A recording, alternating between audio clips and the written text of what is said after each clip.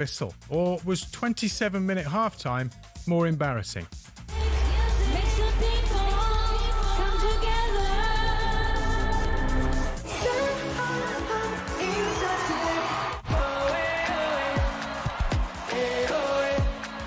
It's the World Cup, hallelujah. It's the World Cup, hallelujah. Justin Bieber, Madonna, BTS and Shakira closing a very American World Cup. Elsewhere, Morgan Rogers arrived at Chelsea for his medical. That's ahead of a British record £117 million transfer. Meanwhile, we're told Aston Villa are considering a move for West Ham winger Crescencio Somerville as Rogers' replacement. And Dame Laura Davies was impressed with how first-time major winner Ryan Fox handled the pressure to birdie the 18th and take the Open. He said himself, I don't think he's really ever been in contention that I can remember in the last 3-4 years. But, just stepped up to the mark. And as you say, he's just one of those guys that's normal. Davies says you won't find a nicer guy in golf than Kiwi Ryan Fox. There's more at talkSPORT.com. talkSPORT News. Andy Burnham's just a couple of hours away from becoming the UK's fifth Prime Minister in 4 years as police crack down on music being blasted when he speaks outside Downing Street later. Sinead has more at past. talkSPORT weather with QuickFit, where we've got a wider range of premium tyres than Britain has rainy days. Visit your local centre or book at quickfit.com today. Cloudier today, especially in the north and northwest, where there's light rain and showers. Sunny spells developing through the afternoon, warm in central and southern parts.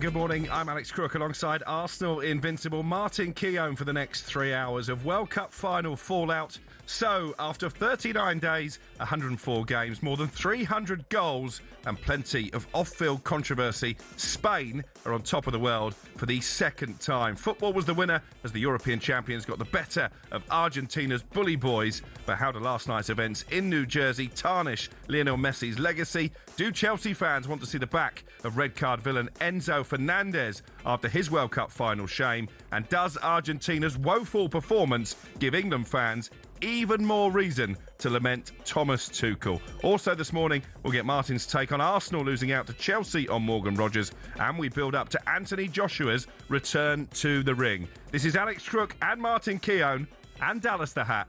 We're live on talkSPORT. 100% engagement. Jim White and Simon Jordan on talkSPORT. Yes, very good morning to you. It is very much the morning after the night before Spain winning in extra time against Argentina. Football, the real winner. Martin Keown, we're last together. Alex, it's just in me, New it's York. just me and you, fella, isn't it? Hey, here we are back in London. Everybody earning a well-earned rest. Well, we Simon, keep, I suppose, on a we beach keep grafting somewhere. away.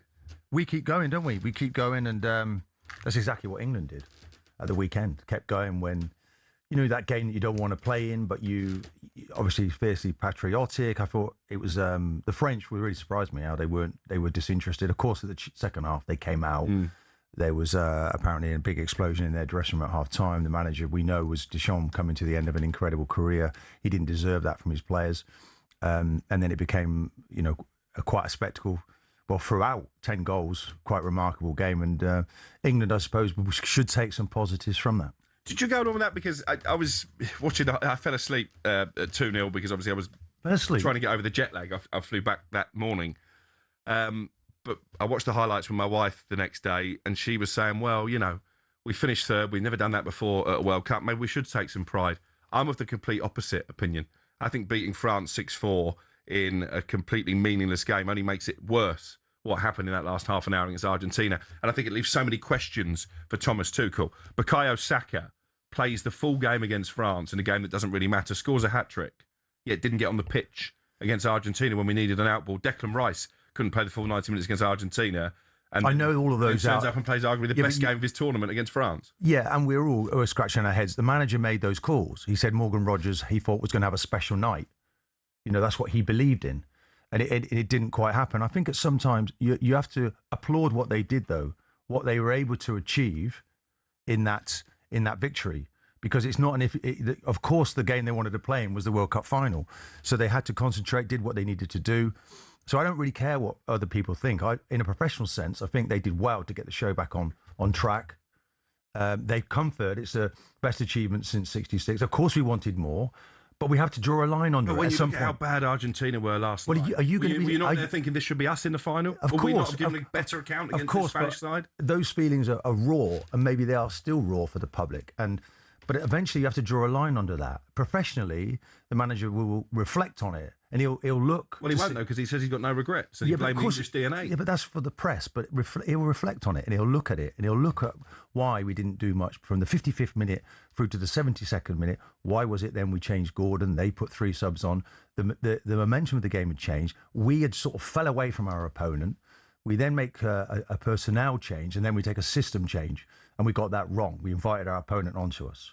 But look, we were playing against a respected team, World Cup holders, one of the best players in the world. But we should have won it, could have won it, but we didn't win it.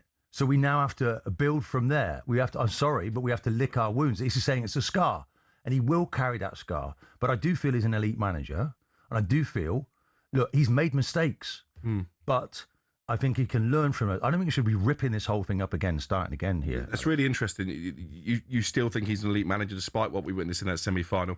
03717 22 Do you agree with Martin Keown? I think Thomas Tuchel proved himself to be anything but elite in that semi against Argentina. But do get in touch. We're going to be doing much more England fallout later. Let's focus on last night, though. You said we should respect Argentina as the holders. Do you still respect them after their performance in the final? Why do you, Alex? Well, they played like a bunch of thugs. Even Alex, the scenes at full time, they were laying punches on celebrating Spanish players. Yeah, of course. I don't like that. Of course, that is what they do. They leave a bit on everybody. And then, of course, at the end, maybe their true mentality comes through and you see them as people. Look at that picture on the screen now for those watching on YouTube. Is that what you want to see at the end of a World Cup final? No, Paredes, I simply don't. What I would like to see is, look, if I'm honest, I wanted to see Messi do something in that game. I think the Spanish, though, throughout have been magnificent. I think they only conceded 1 goal throughout the whole tournament. They proved, they kill you with 1,000 cuts. Their passing's magnificent. Rodri's, whether he's the player of the tournament, it's certainly been a magnificent turnaround from him, from Man City. But, look, they'll have to take a good look at themselves. I think the referee was doing the best he possibly could in difficult circumstances. Because he could have got the yellow card out a lot earlier, but that would have in itself ruined the game, wouldn't it, if he started chucking out bookings? Well, why didn't he do that? I think he could have made... he was trying to manage the game. I think he knew that inevitably an Argentinian player would have to be sent off. But they were getting away with this against England, and nothing was happening. Yeah. And... you reflect on that. Look, they once they stopped being physical against England and decided to play some football, we couldn't live with them. We have to accept that, but we need to build on it. And that's what will happen now. We'll go away. Manager will learn from it. I think really, in the teams that I've played in, playing under Arsene Wenger particularly was helped me to be 3 in my mind that you attack. That's the best form of defence. Is it an English thing to say that, it's in our DNA that we want to sit off, we don't want to attack? He did say this when he took the job. I think that's incorrect, actually. I think that these players now, they're all playing across Europe, aren't they? Bellingham's playing in Europe and Kane is, and we have foreign managers who make us think in a different way. We're far more open-minded tactically. We did that as a group. We fell away because our opponent on the day was too good for us. But back in terms of what we saw last night, I think most people's opinion is that football was the real winner. There was only one team trying to win the game. Argentina didn't have a shot at all, really. Yeah. Certainly not in the 90 minutes. It looked like they were playing for penalties from a very early stage. It took Spain a long time to carve their moment, but they were head and shoulders the best team. And I wonder, what does this do to Lionel Messi's legacy? I mean, he didn't get involved in those angry scenes at the end. It looked like he'd taken the conscious decision to remove himself. But the fact he's part of this team and that they've used the dark arts to get themselves to a final, does it tarnish what he's done in any way? No, not at all. This is the finest player probably we've ever seen. I think at 38 years of age and having played to that age in the Invincible year, that is quite remarkable. He's still a wonderful footballer. Was still the player at the end of the game. They were still in this game right to the end, by the way. Somehow, he's been magnificent. He's been a joy to watch. We see it in other sports, don't we? With the tennis players, it's almost like we had an Indian summer with him in terms of able to enjoy what he does. But in the end, he just didn't have enough around him to. And individually, he didn't have he's not quite got the legs. He hasn't got that explosion anymore. Still got the passing. But he's a wonderful talent. But definitely the best team won. Obviously, he epitomises all that is good about football, plays the game the right way, very much the beautiful game. Do you think he would prefer to be part of a team like Spain as opposed to Argentina? Alex, he's not, is he? That's his. He plays, with his heart on his sleeve. He's the man of the people. They love him. And they'll love him to the day he dies. This guy is probably the best player to ever take to a football pitch. You don't separate him. Some of his teammates are Argentinian. hard to love. Do you think he loves Enzo Fernandez? He'd be a difficult bloke to love. I find it hard to watch Fernandez. I find it hard to watch Paredes. There is an attitude to their players. Is it in them, the way that they're educated, the way that they grow up? They just have this about them where they want to leave something on everybody. They're not satisfied with just getting to an opponent. They've got to push someone, step on someone. It's just what they do. And I think we should be trying to stamp that out a little bit with the referee and going forward. So a team can't do that, can't be as physical as they were, because it does impinge on you when you're trying to finish and someone's pushing you. Is it really a foul, isn't it? But nonetheless, he's still stopping you being at your best in front of goal. And do FIFA need to take action now? I mean, it's unlikely because they seem to let Argentina get away with what they want throughout this World Cup. But because of what we saw at the end with Paredes in particular, well, they were needs to be banned. Those two were sent off when they at the end of the match. But he needs a lengthy ban. Well, basically assaulted one of the Spanish players. You have to do that. If only to message people that this isn't right to do this. Young people watching it, impressionable. It can't just suddenly be a tear up at the end of the match. I actually thought the Spanish players showed a great deal of restraint, and they didn't make that the story. They're the winners of the World Cup, and they rightfully deserve that. They didn't want to get pulled into some fight, with a bunch of thugs really at the end of the match. And turning their back on the Spanish players, they went up to get the trophy as well. They showed no respect. It's kind of like a better man applauds somebody that beats them and comes back and beats them the next time. The sporting side of this wasn't really there, was it? But I don't know what we should have expected, because we saw what they were about in the semi-final against England. Crocodile tears from Scaloni in the press conference afterwards when he broke down at the end. I've no idea. I don't know if he's a part of that. I noticed he was trying to drag the Spanish players away. He wasn't trying to drag his own players away. And he didn't react that way to the end of the game when they were celebrating in front of the England players in that semi-final. So, no, I think by and large he's an outstanding manager and he should be applauded for what he's achieved.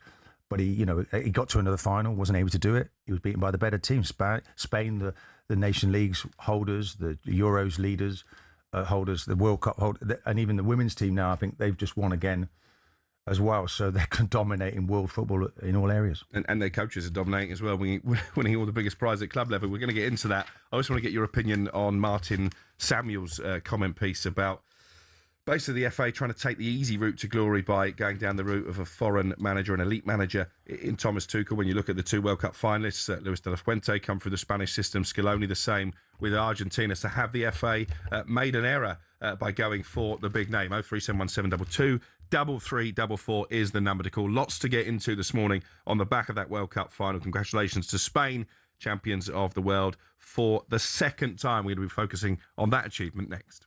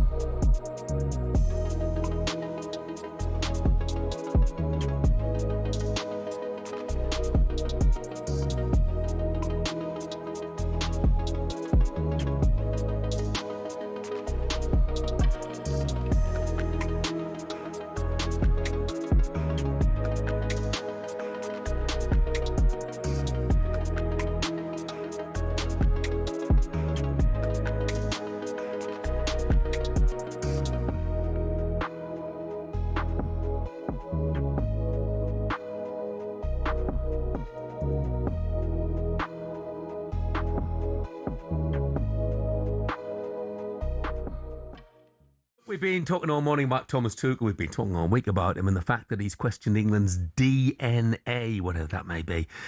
He said, I think ball possession plays a crucial role. It's maybe not in our DNA as it is in the Spanish or Brazilian or Argentinian DNA. To take the ball and control the game and the ball, which is a big problem. What do you make of that, Ben? Watching the Spain game the other night against France, that's how you keep the ball. And I think it comes down to bravery. We've got the players to do it, we've got the ability to do it, but it comes down to bravery. And I think once them England players put that shirt on, when it comes to the crunch moments, that's the bit that is lacking a little bit.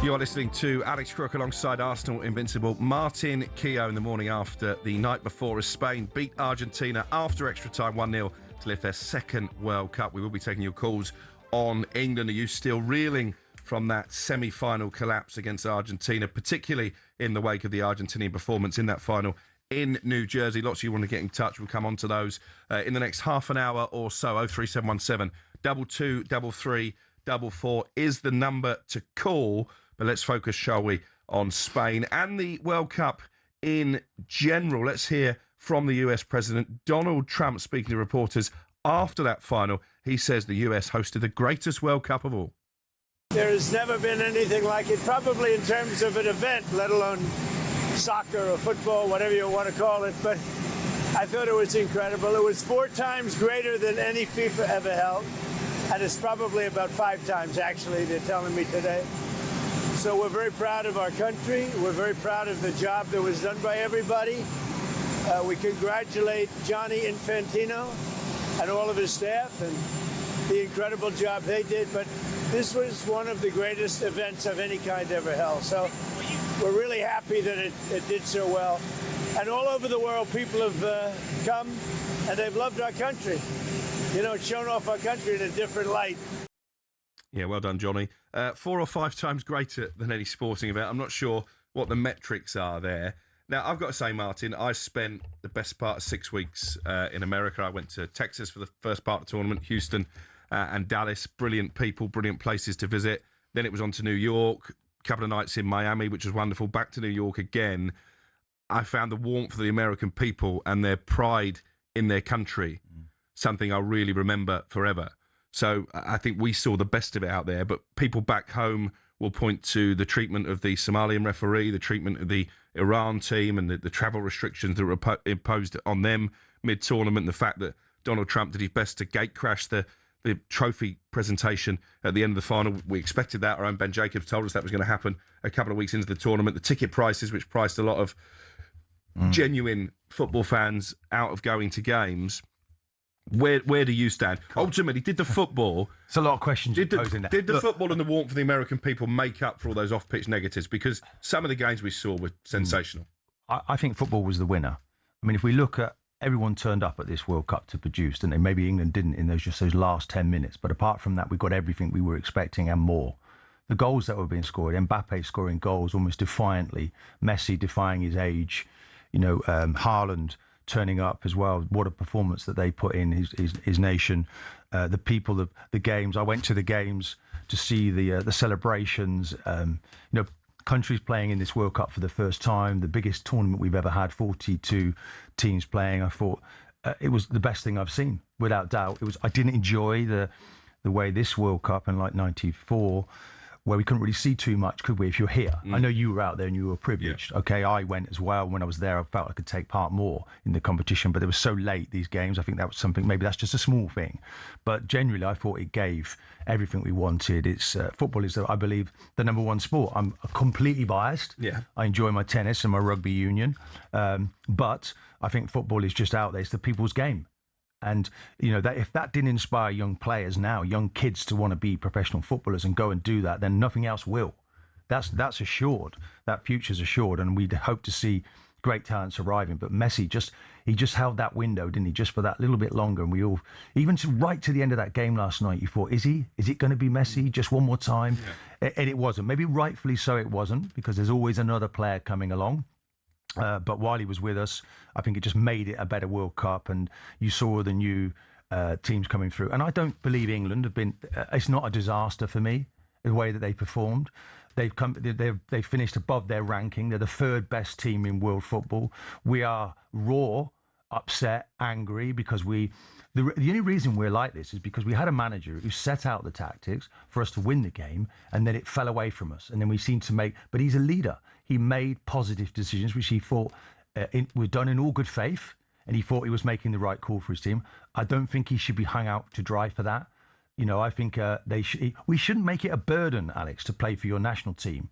It's damaging when people keep being so critical of the players. And Gareth Southgate's built as well. By the way, he's built a lot of good things over a lengthy period. The successes, 2 Euros finals, a semi-final, a quarter-final. It was a good platform for this manager, which is why we thought, OK, we'll make the next step. Maybe we're all being a bit naive. Maybe we're all asking a bit too much of Thomas Tuchel, and we're all a bit angry. And he's had a totally different response, hasn't he, from going out in a semi that Gareth Southgate got. Yeah. They applauded Gareth off the pitch in Moscow, but that wasn't happening for this manager because our expectations are much higher now. Yeah, he was booed during that third and fourth place play. I would say we are going to get into England in depth later in the programme.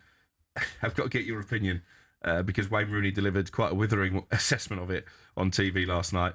That half-time show, 27 minutes. Now, first of all, from a player's perspective, you're playing in a World Cup final. You're used to 15-minute half-time, particularly as you mentioned, the veteran stage you're creating. Messi, for example, when maybe your joint sees up a little bit more than they would do normally. Yeah. Is it fair on the players to have to wait 27 minutes so we can see a pre-recorded song by Madonna, we can see Shakira come out and mime, and we can see Justin Bieber come out and suck the life out of the entire stadium? Do you know, FIFA, to stay true to the values of the game, if it's a 15-minute break in all the other World Cups, it should be a 15-minute break in this one. That's where they've gone too far. The water break as well will be thrown out. It's an Americanized, World Cup. It was to sell adverts. Yeah. Well, I don't care what it was for, but it was changing the momentum of games. It was giving managers an opportunity to stitch in information at vital times in the game. Now, look, I put myself in the mind of the players. And when are we listening to the halftime team talk? Are we going straight in to listen to the manager? When it's a rousing team talk, we've got to wait 20 minutes before we then, he actually gets into it. The subs can't even go and warm up on the pitch because it's covered with you can't warm up. What are we doing? How are we keeping those muscles and minds, turning over for half an hour? It is something they would have in the biggest game of their lives, by the way. Look, as a person who watched it, the game started late, so I nipped out to the local pub and I didn't miss the start. That was great. I had my dinner during the halftime break, so it was fantastic for the fan, but it doesn't help the competitors, and it should never happen again. Rooney was right, wasn't he? It was crap. Oh, correct. Absolutely. We're not ready for that. If we want to go to a show, we'll do it on another night. I'm here to watch the football. The last sort of negative I want to touch on, because I agree with you, I think football ultimately was the winner. As I say, the American people were brilliant with the whole talkSPORT team, whoever we met. How much damage did the Balogun situation do? The fact that Donald Trump intervened to get America's star striker suspension free so we could play against Belgium. I think justice was done by the fact Belgium hammered the US,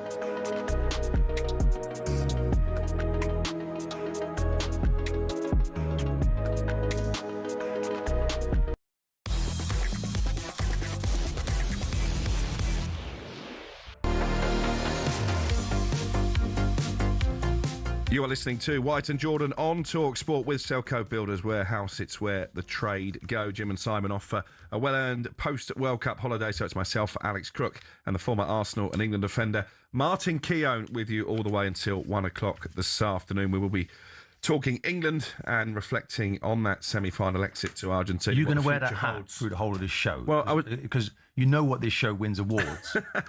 I was only going to keep it on for the first section, but I've got a lot of messages saying, no, as it's his last outing, you need to go all the way through till 1 o'clock. I hope it is the last outing. It's become a bit of a cult figure, Martin.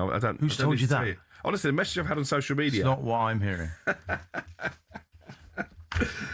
Anyway, should we talk Spain rather than fashion? Why not? Do you not like it? Do you want to wear it for a section? No, I'm fine. Sure? I'm fine. I probably should wear it, but no, I'm not going to. Might cover that bald patch. Oh, you're out of order. Okay, Spain.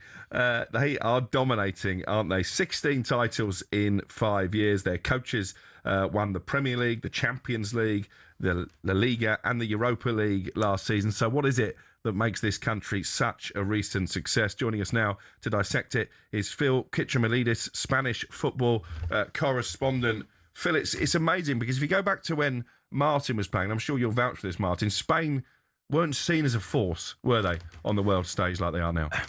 They disappointed many times, hadn't they? And no one could really quite understand why they hadn't really won anything. But obviously that happened massively. They put that right. Was it 2010? And now it's been a big gap. It's been surprising that they haven't won a World Cup since then, but they put that right now. They look magnificent last night. Yeah, they certainly did. They look magnificent really throughout the tournament. And I guess, Phil, even more satisfying because not too many people were talking about Spain as potential winners, I think, before a ball was kicked, mainly because Nico Williams was not fit. Lamine Yamal had injury issues and Rodri had been injured for much of the season at Manchester City as well. But certainly in the case of Rodri, he found form and fitness at just the right time.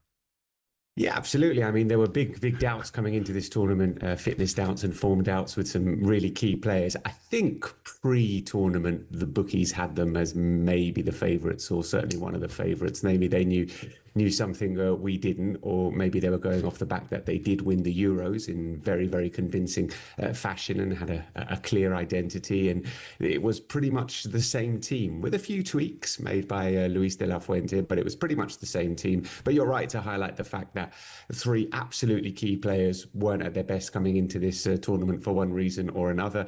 And I think it's key to underline the fact that as Rodri improved in the tournament, Spain improved, because in the group stages, there were a lot of people, I hold my hands up, I was one of them, questioning his fitness, his form, his performance. He looked slow, he looked ponderous, and Spain also did as well. But as he got much better in the knockout stages, Spain improved. And I think it's like in the Euros, guys. You know, in the Euros, there was no doubt Spain were the best team in the tournament. You know, look at who they beat, how they beat them. Best team won, no doubt about it. And I think we're in similar territory here. You know, Spain have been the best side in this World Cup by some distance, getting better and better every round, and they're worthy world champions.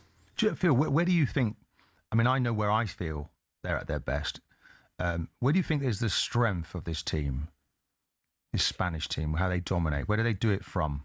Yeah, I mean, the manager has spoken a lot about this being a united family, and he's used that word a lot, family, and it does feel like a sort of throwaway, like motivational speaker kind of phrase, you know, oh, we're a family, but they are a family, and this is a squad that has been utilised to the maximum. It hasn't been about individuals, and obviously we can highlight the performance of the likes of Rodri, the likes of Pau Cubarsí, the goalkeeper being good when he's called upon, Lamine Yamal doing certain things, but it hasn't been about the individuals. It has been about the system, and it's been about the idea. And you can see that when one player goes off, another player comes in and knows exactly what he needs to do and how he needs to play for the collective. You know, Rodri went off in the World Cup final. On comes Martin Zubimendi, hasn't played a minute in this tournament, but knows exactly what he's supposed to do, where he's supposed to be, how to help the team. So I think it's all about the collective. It's not about individuals. It's not about relying on individual moments of brilliance. It's about having this idea, sticking to it, and staying calm. And this calmness that we've seen throughout the tournament. Remember, they drew 0-0 with Cape Verde in the first game. I can't tell you how the Spain media reacted here. You know, people were getting really quite carried away. Again, Phil, myself included. There's been a lot. Obviously, I can see that toothy grin on your face, and rightly so. But there's been a lot of talk about the DNA of English players and what that is. Tell us a little bit about, so we can learn here, the DNA of these Spanish players. What is it that they're brought up with? I know that they seem to be, every kid you see has got a ball under his arm, but there's a calmness. And how do they create that at a young level? Is it a part of your makeup as a Spanish person? Mikel Merino said this, in the build-up to the World Cup final. He said, we've been playing like this since we were 8 or 9. Like we know how we're supposed to play. We know how we're expected to play, and they've got this very clear idea. So it's talk of DNA and stuff is maybe a little bit So is it trained? Is it trained behaviour? Is it something that could be copied? I think so. I think so, because I don't necessarily buy about footballing DNA and stuff. It is an idea that is implemented from an early age, and if other nations were to do that with the right coaching, the right players as well, then they could try and mirror Spain's success. But Spain have done this with the men's and women's football as well. They've had great success in women's football, playing exactly the same kind of way as well. So it's a clear footballing philosophy that's there. And I guess it does beg the question, because this is by no means an ageing Spanish team. Obviously, you've got Lamine Yamal, still a teenager, Cubarsí as well, who had an excellent tournament, starting the final at the age of just 19 and 178 days. Are Spain going to go on and dominate now for years to come? You make them favourites, I'd imagine, to win the European Championships here in England in 2 years' time.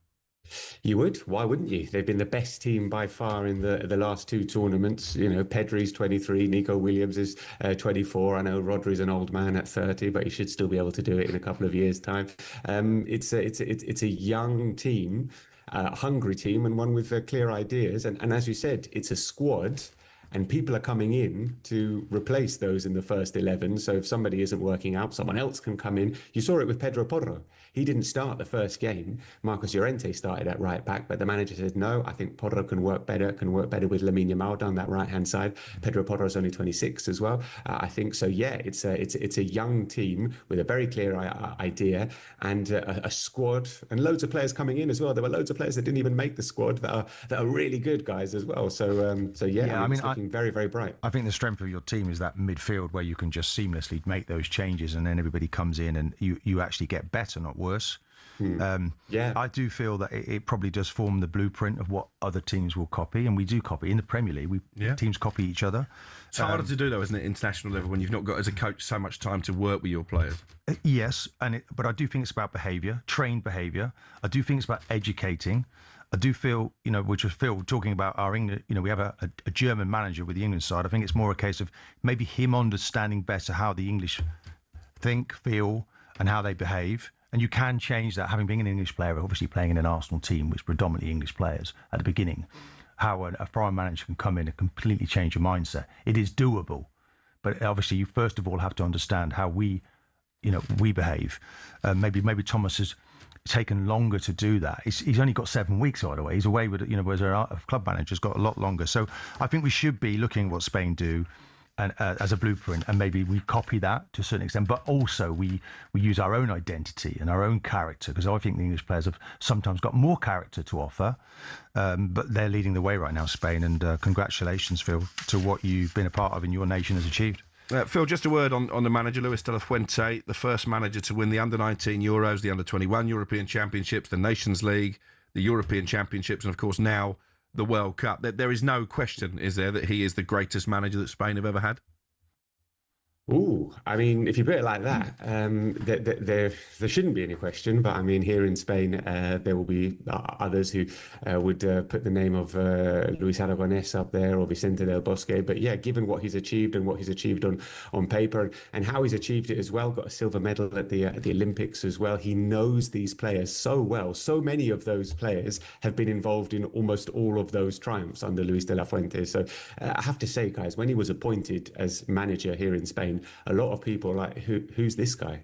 Oh, he's the under-21s manager. Okay, well, let's see how he gets on. He was very low profile. He's barely managed a handful of games in La Liga. Not many people knew who he was, and he's become possibly the most successful manager in Spain history. So low key, but implementing clear ideas, using and making big calls as well. He's made big calls all over the pitch. You know, loads of people are saying, why isn't David Raya starting in goal? You know, he's clearly the best goalkeeper. David Raya isn't the first choice for Luis de la Fuente. Unai Simón is. We didn't know who the centre-back pairing was going to be. Kubasi and Laporte have been magnificent. People were saying Rodri should be dropped after the first few games. He stuck by him. There have been big calls all over the pitch, and Luis de la Fuente has got every single one right. In Rodri, Martin, are we seeing someone who's going to win a second Ballon d'Or based on what we've seen at this World Cup? He fell away, didn't he? I mean, we hadn't seen the best of him until this competition. He looked a different animal, looked a lot calmer, injury prone, really, wasn't he, last season? That took away some of what he had. He had a very bad injury, by the way. You come back from a cruciate, that takes something away, but he's back now to his best. He was wonderful to watch. He's so calm. You know, he's always the go-to player. He sits just in front of the back four, always available. And he's the rightful player of the tournament. And I guess the worry for the rest of Europe ahead of the Euros, Phil, in 2 years' time, is that Lamine Yamal, I'm not sure we ever quite saw him at his best, because I mentioned he came into the tournament injured and obviously he was wearing ice on his leg even in the build-up to this final. The fact that he was having to play within himself is quite terrifying, isn't it, if he's fully fit in 2 years?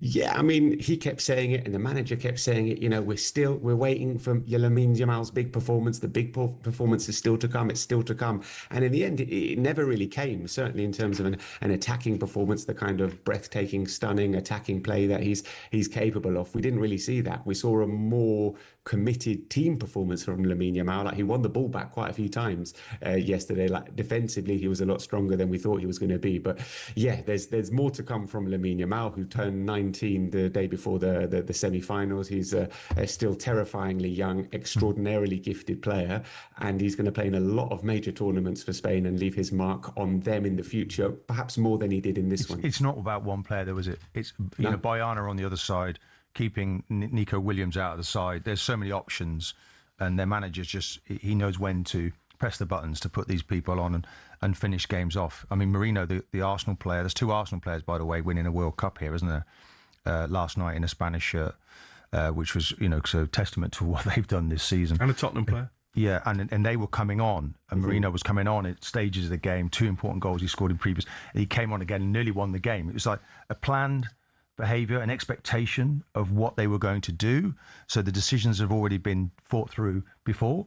Whereas perhaps if you compare our manager, some of this stuff seemed to be a little bit off the cuff in the closing stages of important games. Three Arsenal players, actually, if you include Zubimendi, who, as Phil's mentioned, didn't actually get a minute this time, which again illustrates just how strong that Spanish squad is. Phil, thanks very much for joining us. Continue to enjoy the Spanish celebrations. Spain's next competitive game, by the way, Martin? England at Wembley, Nations League in September. Happy days. That's a perfect game, isn't it? Quite a daunting prospect, isn't it? Not at all. It's a nice way, isn't it, to get... Look, so many times you leave a tournament and you're hurting when you're on the way home. It all ends very quick, Alex, when you've done it. I've been there.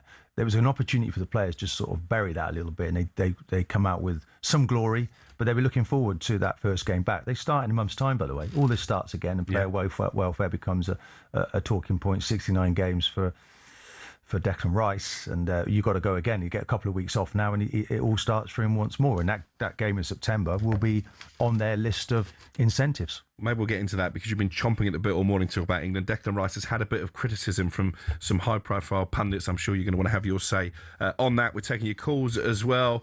Argentina beaten, outclassed really by Spain in the World Cup finals. That make it more lamentable for England that we couldn't get the job done in that semi. 03 717 22 33 44. It's Alex Crook and Martin Keown with you all the way through until 1 o'clock. You are listening to White and Jordan on talkSPORT with Selco Builders Warehouse. Check out this month's real deals at selcobw.com.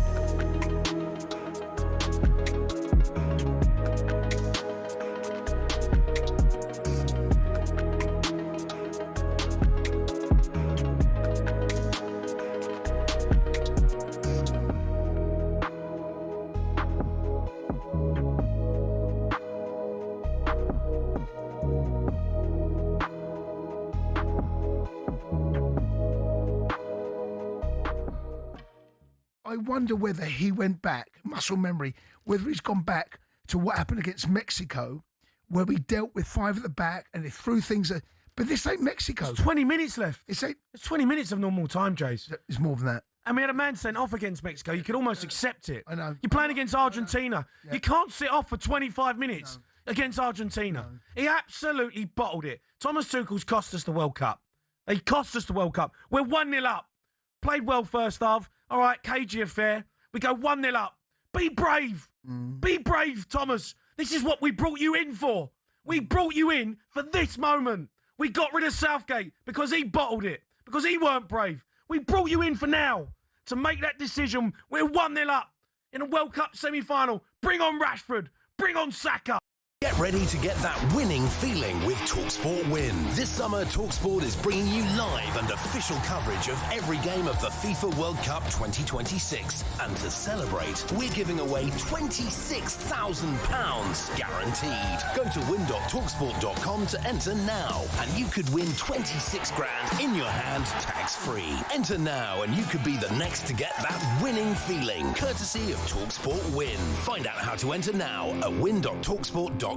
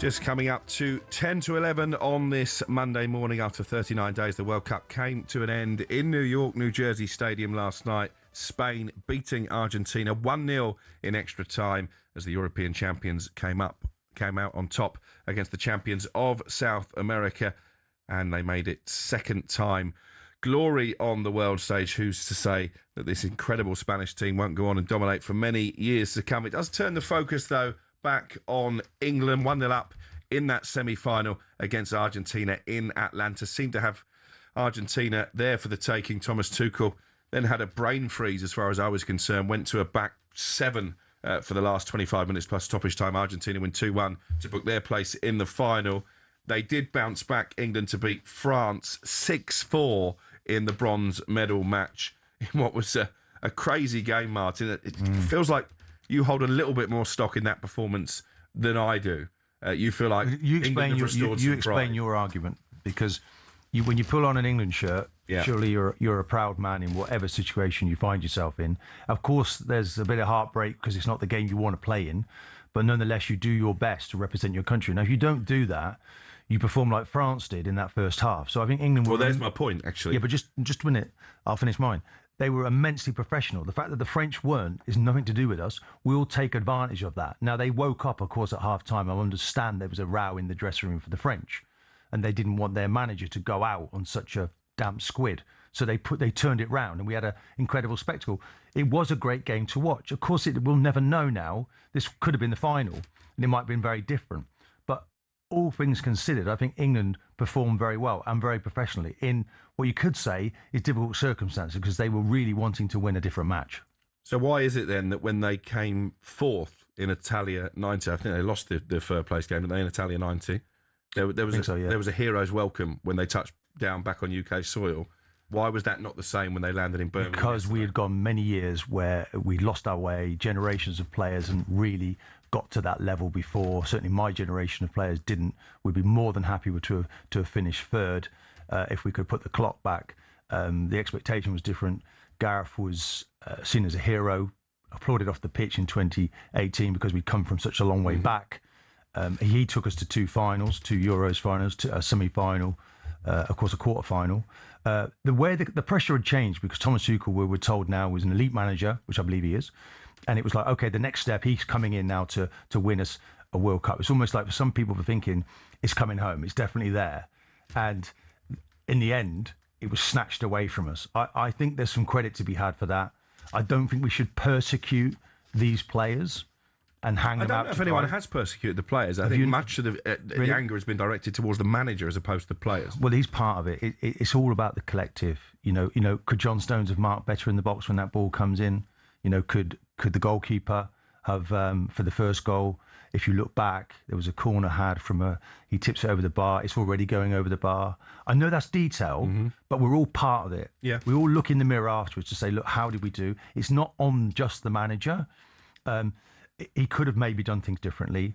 You know, he had plenty of time, as I said, from that 55th minute to the 72nd minute where they make three changes in that water break and we make one, and actually we made the wrong one. And the emphasis there, it seemed to be he wanted to go away. Whereas you've seen him really animated in all the other water breaks and sort of stitching in and reaffirming his belief. He didn't seem to do that. He went a different way. We became passive, but he was a part of that thing. We're part of that passiveness. But as I say, I'm not looking to persecute. We build on it, we learn on it, and the next time round we make it count. But you have to wait 4 years for another World Cup and 2 years now for Euros. Well, let's hear from Thomas Tuchel, the England manager, because after that 6-4 victory over France in the third place game, he was asked if the criticism levelled at him has been unfair. The press conference yesterday felt as if we went out in group stage without a win, to be very honest. And 24 hours later, we have the biggest success in 60 years. So to put the low, to take the low not too low and the high not too high is what we try, even like for us and for the team. I think the low and the drama about what happened against Argentina was too low. But listen, that's part of it. The best thing you can do is react on the pitch and get the next win. Everything else is just talking, and talking doesn't get you points, and talking doesn't get you wins. So you have to endure it. You have to hold it and be strong and keep believing. And I'm glad that we showed the reaction. We wanted that reaction, and it's very impressive. Thomas Tuchel, clearly stung, I think, by the criticism, maybe didn't expect this level of scrutiny when he took the job. But I think you have to go back to what he said when he first came in. And he publicly criticised Gareth Southgate's negative tactics and questioned the team's identity. And then in that semi-final, basically did exactly what Gareth Southgate had been accused by him of doing. I think at the time, I don't think it was seen as a criticism. I think it was just identifying what he was believing about the English psyche, perhaps the DNA of the player, maybe this fear is there, but there's fear in every club. Every player holds a level of fear, and that is something that it's down to the manager to take that away. You've often seen Pep, haven't you, pleading with his players on his knees. There's a Netflix video where play, I take the blame. And we talk about bravery, and that's an area that he wanted to improve. He's had 18 months. He wasn't able to stitch in that information. When it really came to it, we fell away. He bottled it. No, I don't go with the bottle. I hate all that rubbish regarding we have to learn from this, right? They've all got to go away from. We can't make it a burden. All this over-analysis in the media makes it a burden. You play for England, it's an honour. Okay, it's a pleasure. Yeah. Don't make it a burden for these players. I don't think anyone's done that because I've not seen criticism levelled at the players. It's all at Thomas Tuchel's door. No, but and then he comes out and says, I would if you feel need someone to blame me. That's not an apology, Thomas. That's like me saying, I'm sorry if you're offended. He's not owned this. He's not shown enough contrition. His tactics cost England a game. I don't see how anybody can argue differently. Yeah, but he's tried to be honest. He's tried to be honest about how he's feeling after this. And he thinks the criticism's unfair. He gets paid multi-millions, the highest paid manager in England's history. We went against our soul by going down the foreign route again, a snub to British coaches. Look, are we any further forward? I think his captain has said it in the right way. Look, when you play for England, of course, there's going to be a lot of... Are we any further forward, Martin, than we were under Gareth? There's going to be a fallout and a lot of anger because that's how big the job is, and there's this Englishness that they expect. Maybe it comes across as an arrogance to other people from other nations that we think we should be winning it, and it's ours to win. It's coming home. It's not. Well, it isn't come home, and it hasn't, and we've got to go back to the drawing board. But this guy now has to learn from all of those things. It'd be a waste of time now to rip it up. I'm hearing on our own radio station, so-called top pundits calling out, sack him, get rid of him. This nonsense. Well, Simon Jordan said it on this programme that the morning after England went out, the FA should fire him. I said he should resign. I've not heard Simon Jordan say that. I sat here with him. I didn't said hear him. No, not in that manner. He's not. He literally said they should sack him. Well, I don't. Couldn't have been any clearer. Well, I don't believe he's right. I don't think they should be. Who do you? So bring? What progress have you seen? So who do you bring Tuchel? in? Look how close we got to winning it. As close as we did under Gareth. No. This was closer. This was closer because we understood the tactics slightly better. We set out the right tactics and we fell away in that moment. The changes that we made in the game affected us, and he wasn't able to rescue his team. That's the annoying thing. Who did we beat that we shouldn't have beaten at this World Cup? No, stop it, Alex. No, don't go down this road of this sort of integrity. You're interrogating me on England. I am saying to you that we have made steps and progress in this World Cup. Okay, we were very close, but let's not jump off the cliff and start all over again. This man needs to be supported. And I'm saying that these players want to walk the streets. How are they to walk the streets now? What do we do? Are we booing them in the streets? No, but we're not. No, these are a set of young men that set out to do their very best. I don't think they should be persecuted. Have you been in that position, coming back from a competition when everybody, there's all that around you? No, but I don't think the players have been persecuted. I think all the anger has been directed towards the manager. Well, it's a collective. That's what I'm saying. Well, let's see what the callers say. 0371722 3344. Simon Jordan has said publicly that Tuchel should be sacked. I think he should resign. Martin Keown thinks we're massively overreacting. Have your say next. 0371722 3344. I have a feeling this might get feisty.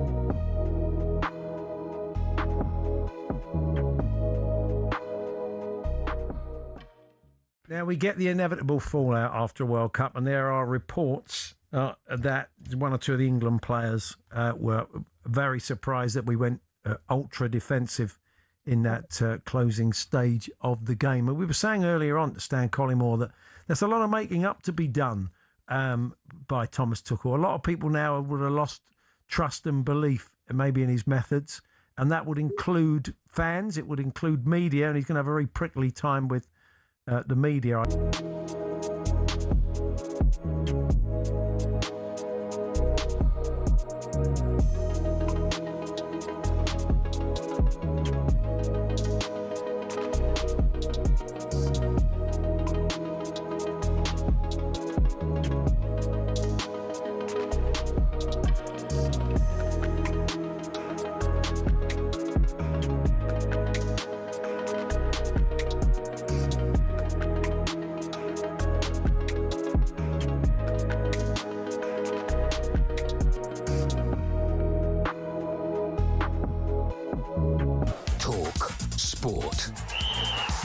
With your headlines at just gone 11 a.m, I'm Nick Ellaby. Good morning. Could Argentina's behaviour after losing the World Cup final to Spain result in criminal charges? Leandro Paredes was fighting on the pitch. Gabby Agbonlahor suggested at least a ban.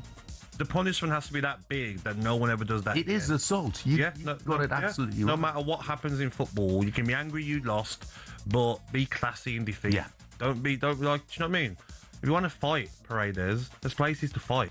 He thinks Argentina were lucky to escape with 5 yellows and a red. Meanwhile, we're told Spain's second world title is a victory for football.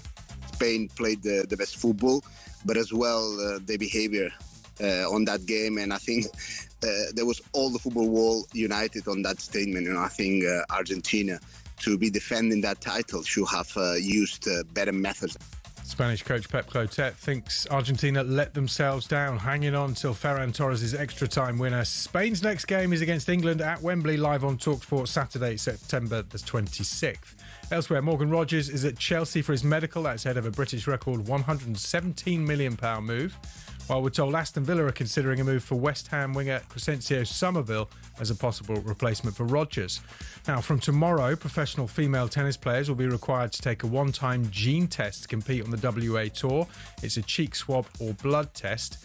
And four-time major winner Dame Laura Davis has told us you'll never meet a nicer man than the Open winner Ryan Fox. We see so many sports people that, possibly get ahead of themselves, is the way I'll put it. But Ryan Fox is not one of them. I think he's good New Zealand stock, and his dad obviously an All Black. There's your grounding you'll ever need to have an All Black as your dad. Fox says it's surreal to be crowned champion golfer of the year at Royal Birkdale. There's more on this at talksport.com. talkSPORT News. Sir Keir Starmer's preparing to give his farewell speech outside Downing Street, while police have banned anyone playing loud music nearby. Sinead has more at past. talkSPORT weather with QuickFit, your go-to destination for quality tyres from great brands like Continental. Visit your local centre or quickfit.com and book today. Cloudier today, especially in the north and northwest, where there's light rain and showers. Sunny spells developing through the afternoon. Warm in central and southern parts. Get ready to get that winning feeling with talkSPORT Win. This summer, talkSPORT is bringing you live and official coverage of every game of the FIFA World Cup 2026. And to celebrate, we're giving away £26,000 guaranteed. Go to win.talksport.com to enter now, and you could win 26 grand in your hand, tax-free. Enter now, and you could be the next to get that winning feeling, courtesy of talkSPORT Win. Find out how to enter now at win.talksport.com.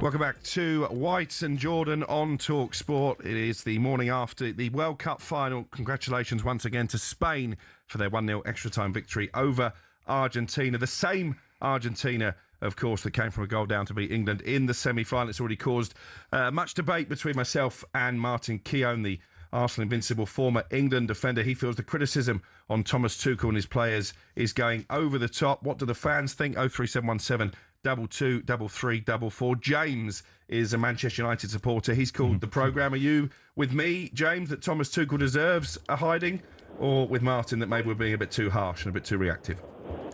I'm 100% with you, Alex. 100% with you. I can't believe what Martin's saying.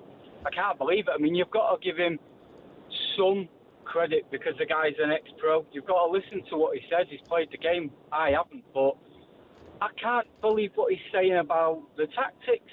Oh, we knew what. James, what have I said about the tactics? Because I haven't agreed. I haven't agreed with the tactics. James, I'm trying to draw a line. The tactics. You said we understood the tactics. No, for the first 55 minutes, we were. It was probably one of our best performances, that 55 minutes, wasn't it? Up to that point.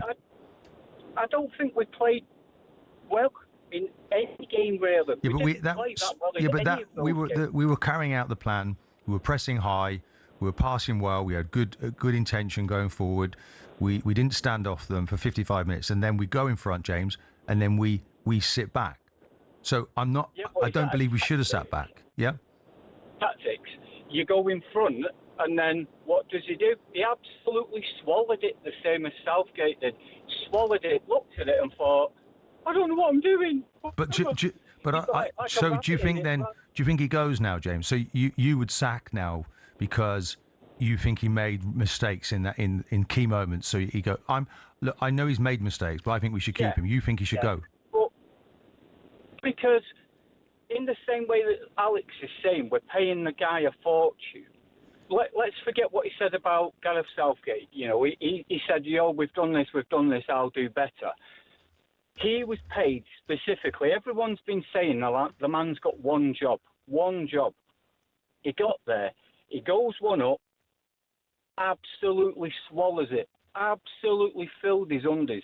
He was decisive in his decision making, but he got those decisions wrong. No, he showed strong leadership, but the system he adopted was wrong. Decisions right, though. You're paying him to get those decisions right. If I get my decisions wrong at work, I get told, no, it's not good enough. Would you get sacked? I don't get everyone coming out.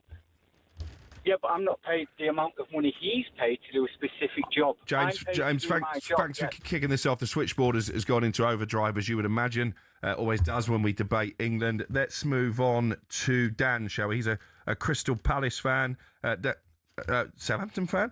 Where do you stand on it? I actually agree with Martin. There's some things that obviously Tuchel has got wrong at the tournament. I think some of his selections to take with him, I think they were poor. But ultimately, I think it comes down to the players on the pitch.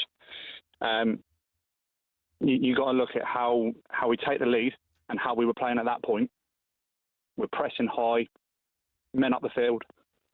As soon as we get the goal, we start to drop. Do you think, Martin, that's what the Thomas Tuchel means when he talks about the English DNA, that natural cautiousness? I mean, we've seen it before when we've taken the lead. I think it's actually quite normal. 100%.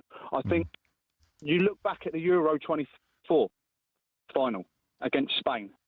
We get ourselves back into the game, 1-1, and then we drop. We pull them onto us. We could have gone for the jugular that game, and we could have won Euros, 100%. And whilst watching the Argentina game the other night, you saw it. You see exactly the same. And when you watch that Euro 24 final, Dan, let's go back to the semi-finals. Let's go back. Look, if the night before, Spain showed us how you win games. You go one up and you keep going. Yeah. You go after them. You got them by the throat and you kill them off. Yeah, that's what they did against France. Probably the best team, one of the best teams. I mean, we thought they were going to win this thing, didn't we? Yeah. England didn't do that. Now, that's where the question marks are. And why wasn't the manager then reinforcing the desire to play high up and push up against these players in the moment they needed it? And that's what, when I said to you he bottled it, that's what I meant. No, but you're saying bottled it. I'm saying he didn't quite get the feeling. He wasn't right. brave enough. No, he didn't have the feeling right of what was happening. He wanted to change. One player he changed was Gordon. He swapped over James, a right back to right midfield. Did Gordon need to come off, just Martin? A minute, James needed to come off. But Gordon didn't.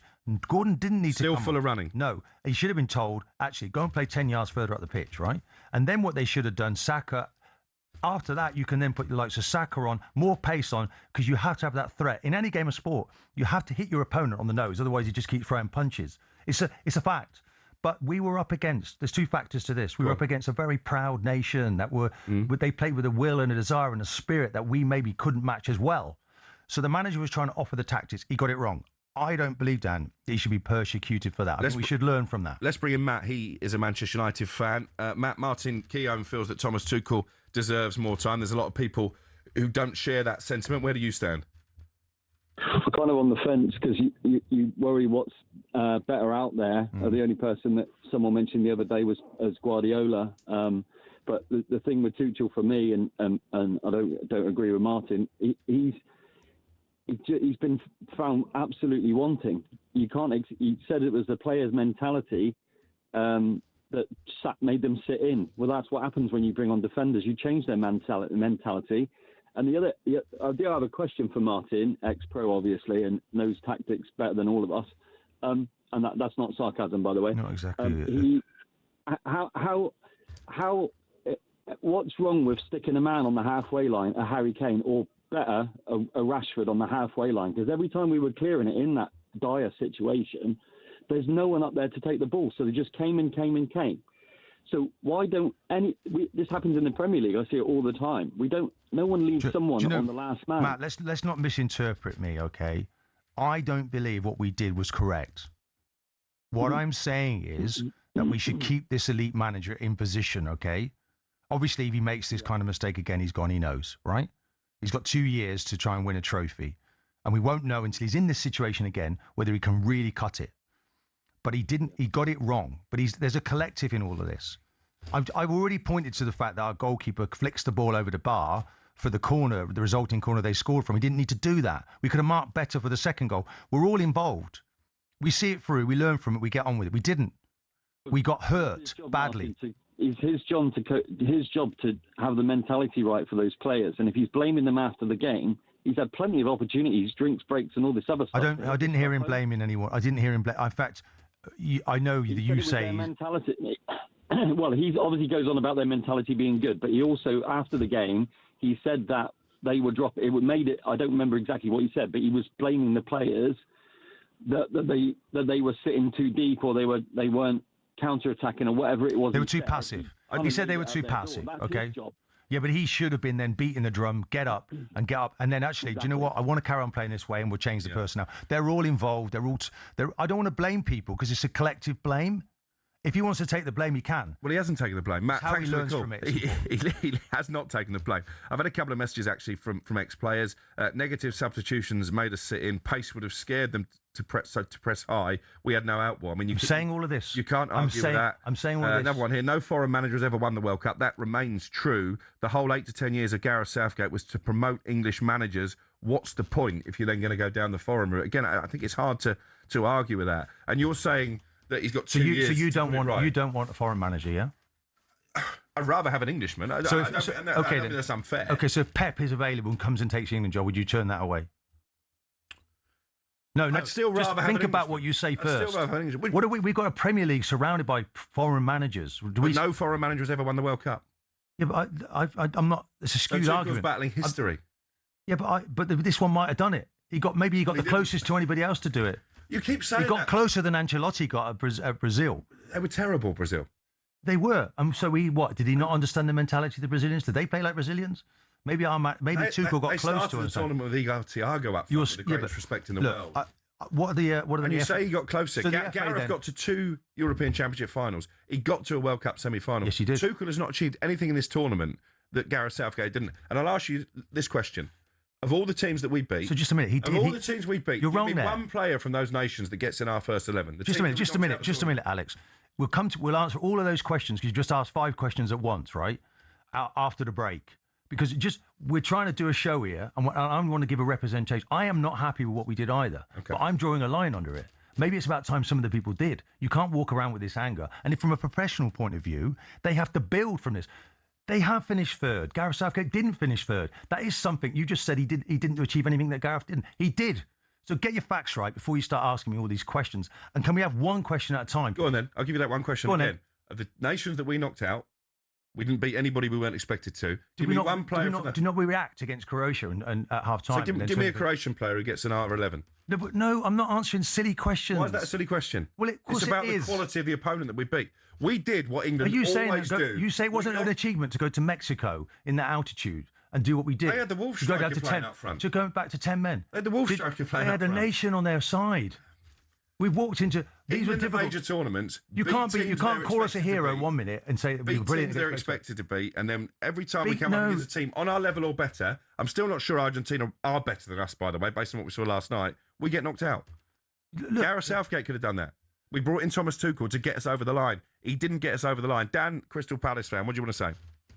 I'm torn because up until this morning, I was on your side, Alex, and it pains me to say that I'm kind of agree with some of the things Martin's saying, which is makes me feel horrible. Dan, I'm trying to give a professional stance on it. hang on. Alex makes he makes a living out of rubbishing, talking, and ridiculing other people. He's a professional. He is a professional in his trade.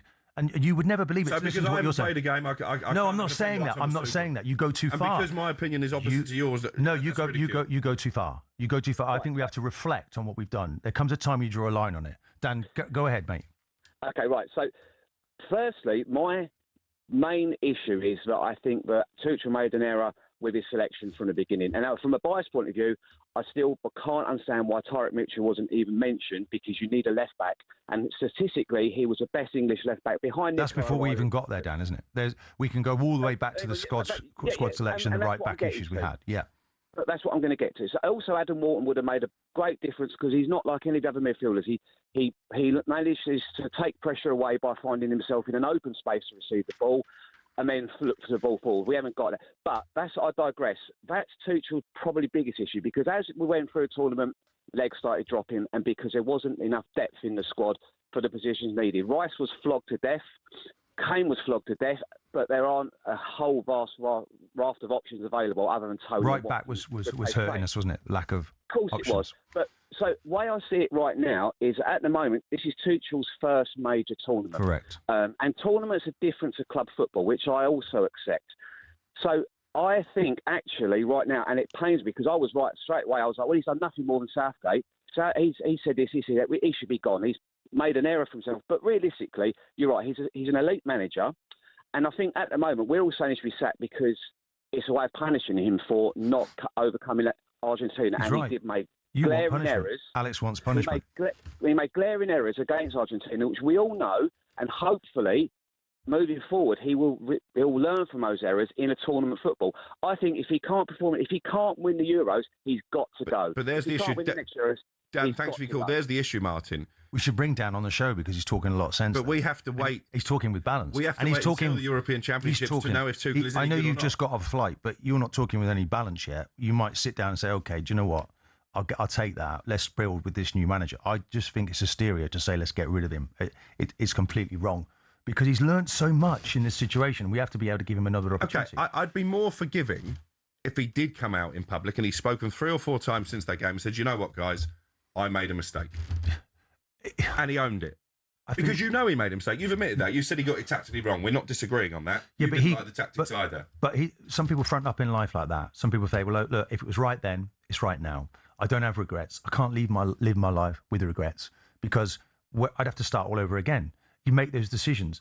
Faced with the knowledge he had at the time, he'll have to live with what he did. He's calling it a scar, okay? But it's how you learn from those things, Alex.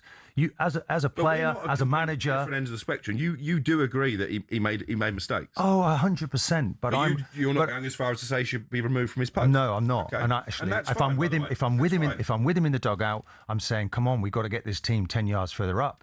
We've got midfield players that are dropping into the back line. What are you doing here? Get out. We've got an inexperienced defensive pairing at the back. We've got young players. Well, okay, Stones was there, but he's not necessarily a forceful leader. But those midfield players shouldn't be in and around us. We lost our shape. We lost our heads a little bit. They could have got better direction from the manager. If I'm going through this now, I'll be looking at it in segments from the 55th minute onwards through to the 72nd minute. I'm saying, okay, there's 17, 18 minutes there. What are we doing from the point of view from how am I helping my players? Yeah. Because I've given them the set of information, they're not carrying it out. Let's enforce it. And that kind of stopped. We were so hell-bent on making a player change. We didn't enforce with the ones we had on the pitch. And we should have just stuck with the same system. The back five just invited people on. I'd love to know what his plan was had we have got to extra time, because I think his substitutions left us with nowhere to go. Had we have had to play an extra half an hour, I agree with that. We'll come on to that because I think we need to just calm the temperature a little bit. You are listening to White and Jordan on talkSPORT with Selco Builders Warehouse. It's where the trade go.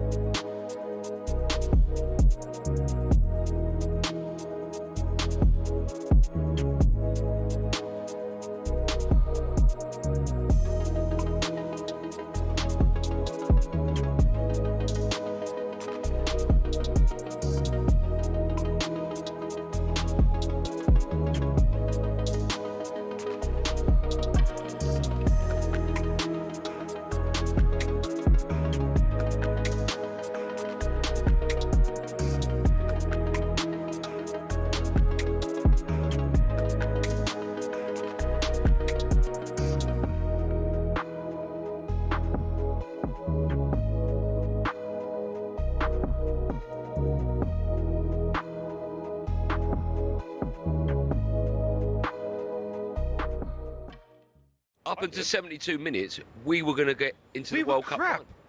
Oh, we weren't crap. The goal, right? the We goal weren't- we was weren't a wonderful ball from Morgan Rogers. Yeah.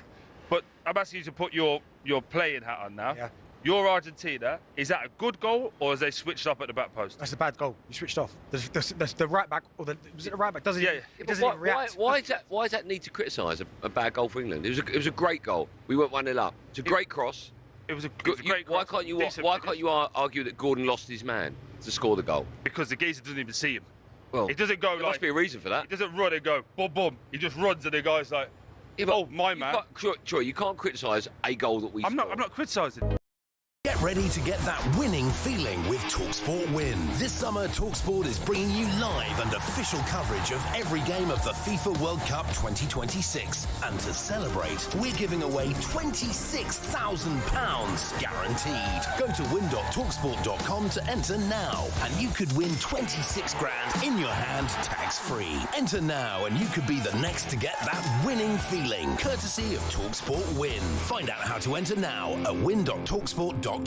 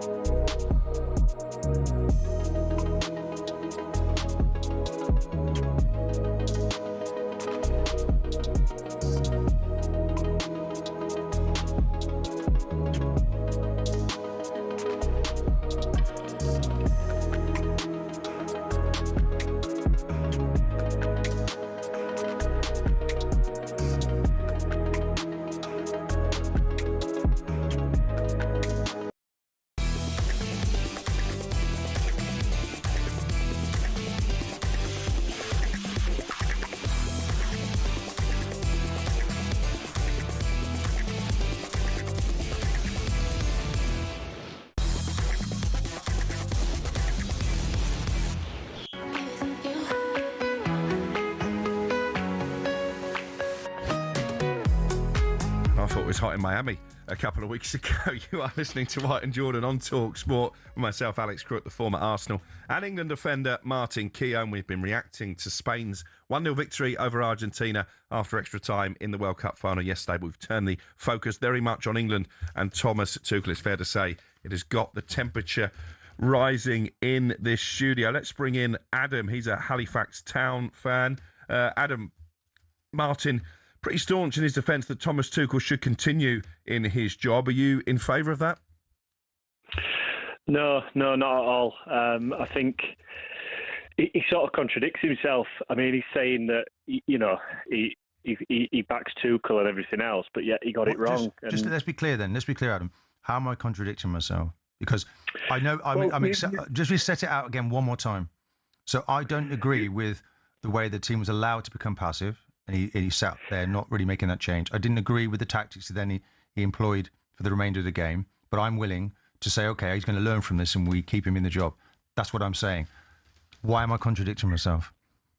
Yeah, I get what you're saying, and I respect all that and everything else, but it's like, it's like what Alex was saying. If he'd come out and apologise and sort of own his mistakes, that's all we ever ask, and he doesn't seem to be able to do that. So, he's been paid over, £8 million a year.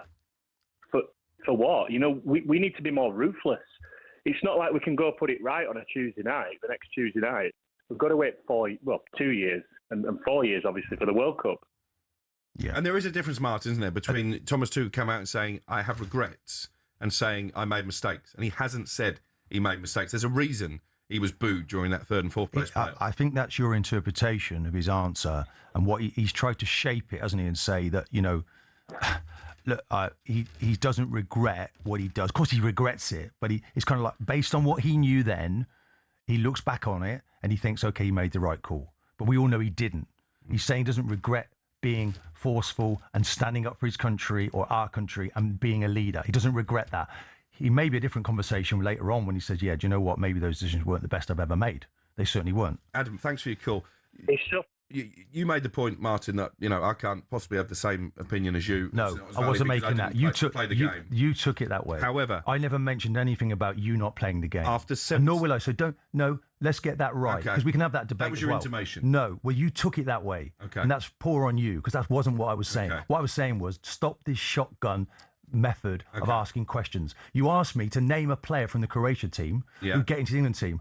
I've got to go through the alphabet, and I'm in the middle of an argument. Okay, so don't go that direction. All right, but let me go in this direction. So I was watching the game in a bar in New York with the talkSPORT team. We're 1-0 up. He takes off Gordon, brings on Conter, 72 minutes on the clock. Yeah. I said to Darren Bent, he's blown this. 1-0 up. I said, we're not even going to get to extra time. You're now, if I can see that with no coaching badges, how can this elite manager think that's the right thing to do in the heat of the moment? He did it in all good faith. He thought that he was bringing another defender on. He thought that James then would be able to do enough on that. He didn't want to lose him off the pitch. And his interpretation and of his handle of things was wrong. He got the wrong temperature, the wrong feeling of what was needed. He made a mistake. Now, look, he can go. We can push him out.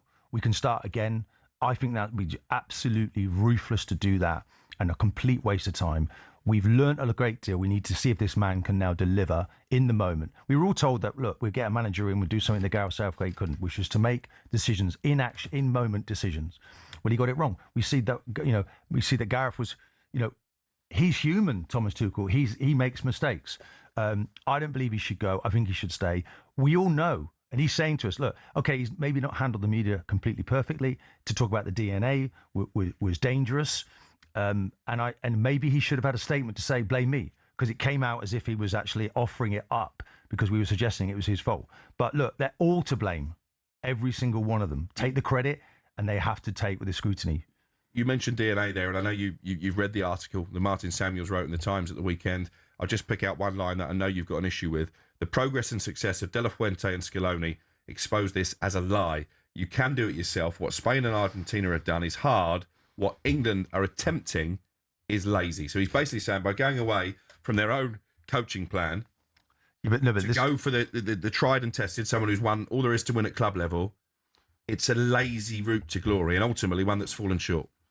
Yeah, but this is a part of the problem, because we did develop one of our own coaches in Gareth Southgate. We did go for 10 years and nearly get there. And we thought this was the icing on the cake, bringing in a foreign manager. It didn't quite happen. What I'm saying is I don't think everything is completely wrong at the FA when we developed such a high-level coach in Gareth Southgate. But obviously, for me... Should we not have had another cab off the rank ready to go? Well, you can go all the way back and you can say, and I think Martin Sam has been quite strong in the fact that, look, it should be the best of English against the best of France or Germany, whoever it is, and he shouldn't be a foreign manager. And you're patriotic. I'd have thought you would agree with that. You took the great reason pride I in have wearing that the jersey. reason I have a different view on this is because I benefited more probably than any other player when a foreign manager came in with different ideas and different way to think. That was at club level. At club level, and so we haven't never had a Premier League English manager to win the Premier League. We're 30 odd years in this. So the FA. I understood why they wanted to look in a different direction, and even tomorrow. Even after this point, even if he won the Euros and Pep became available, we'd still go. Are you going to say we don't go and get Pep? Well, I've been pondering that question because you threw it at me on the spot. Would I take Pep? Is there not a difference? Pep Guardiola is a manager who we know is very intense in training. It can take time for his principles to come across. Just ask Manchester City signings when they arrive. Quite often it takes several months for them to really work out what Pep wants. You don't get that time on the training pitch. Is it not a different beast? You look at De La Fuente, has come through the Spanish system, hasn't made his name in club management. Same for Scaloni. So actually, is it the wrong approach to go for someone who's proven himself at club level? No, because the two jobs are so different. Well, yes, there's an element of that. So and you mentioned Ancelotti. Ancelotti ultimately failed with that Brazilian team as well. Yeah, he's one of the best managers there has been for several decades. It is something you have to grow into. The competition, the way it works. You're not going to be with your players for large. It doesn't suit everybody. And it's his first time he's been in a tournament, so he's going to get better. There's no doubt about that. I think we've arrived in this situation. We did nurture Gareth Southgate. There's no doubt. Gareth didn't play. He hardly managed in the Premier League system, and he still did an amazing job as manager.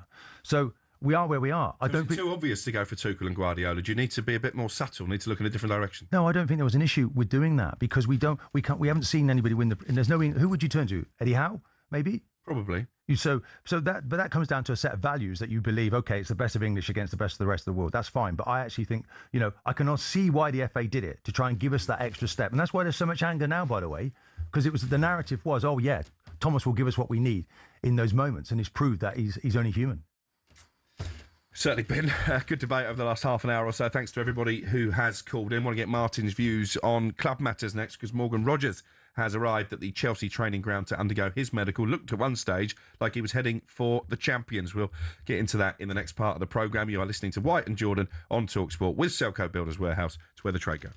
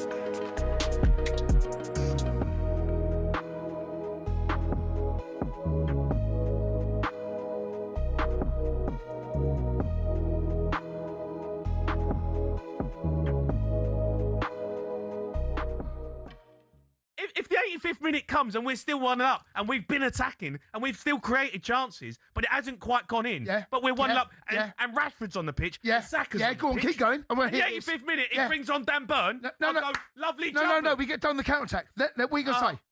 What are you going to say? What do you mean? I just told you the scenario. No, but that scenario is absolute crap. No, it's that scenario wouldn't have happened. Jay, I'm just trying to paint you a picture about how we could lose the game in a different way. Based on what... Jay, I'm with you. Don't get angry with me. No, I am getting angry. No, don't get angry with me. You're trying to tell me how I'm going to feel about a situation. And you'd sit there and go, oh, well done, boys. Glorious failure.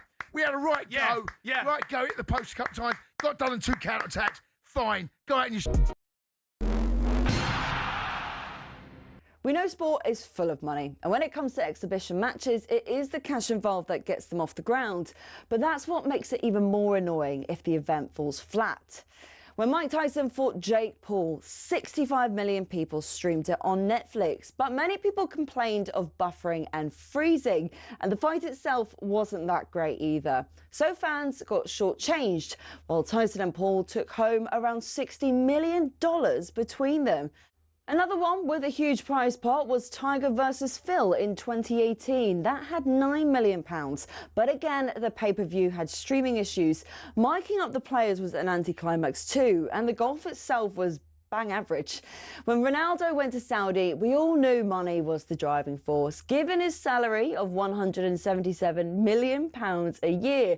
But then they thought, let's get Messi over for a game. So we had PSG versus the Riyadh All-Stars. Both the GOATs were past their best, but PSG still lined their pockets, charging fans a few pounds to watch it on their official channels. Although it wasn't quite as bad as the 75 quid pay-per-view where Mayweather fought McGregor.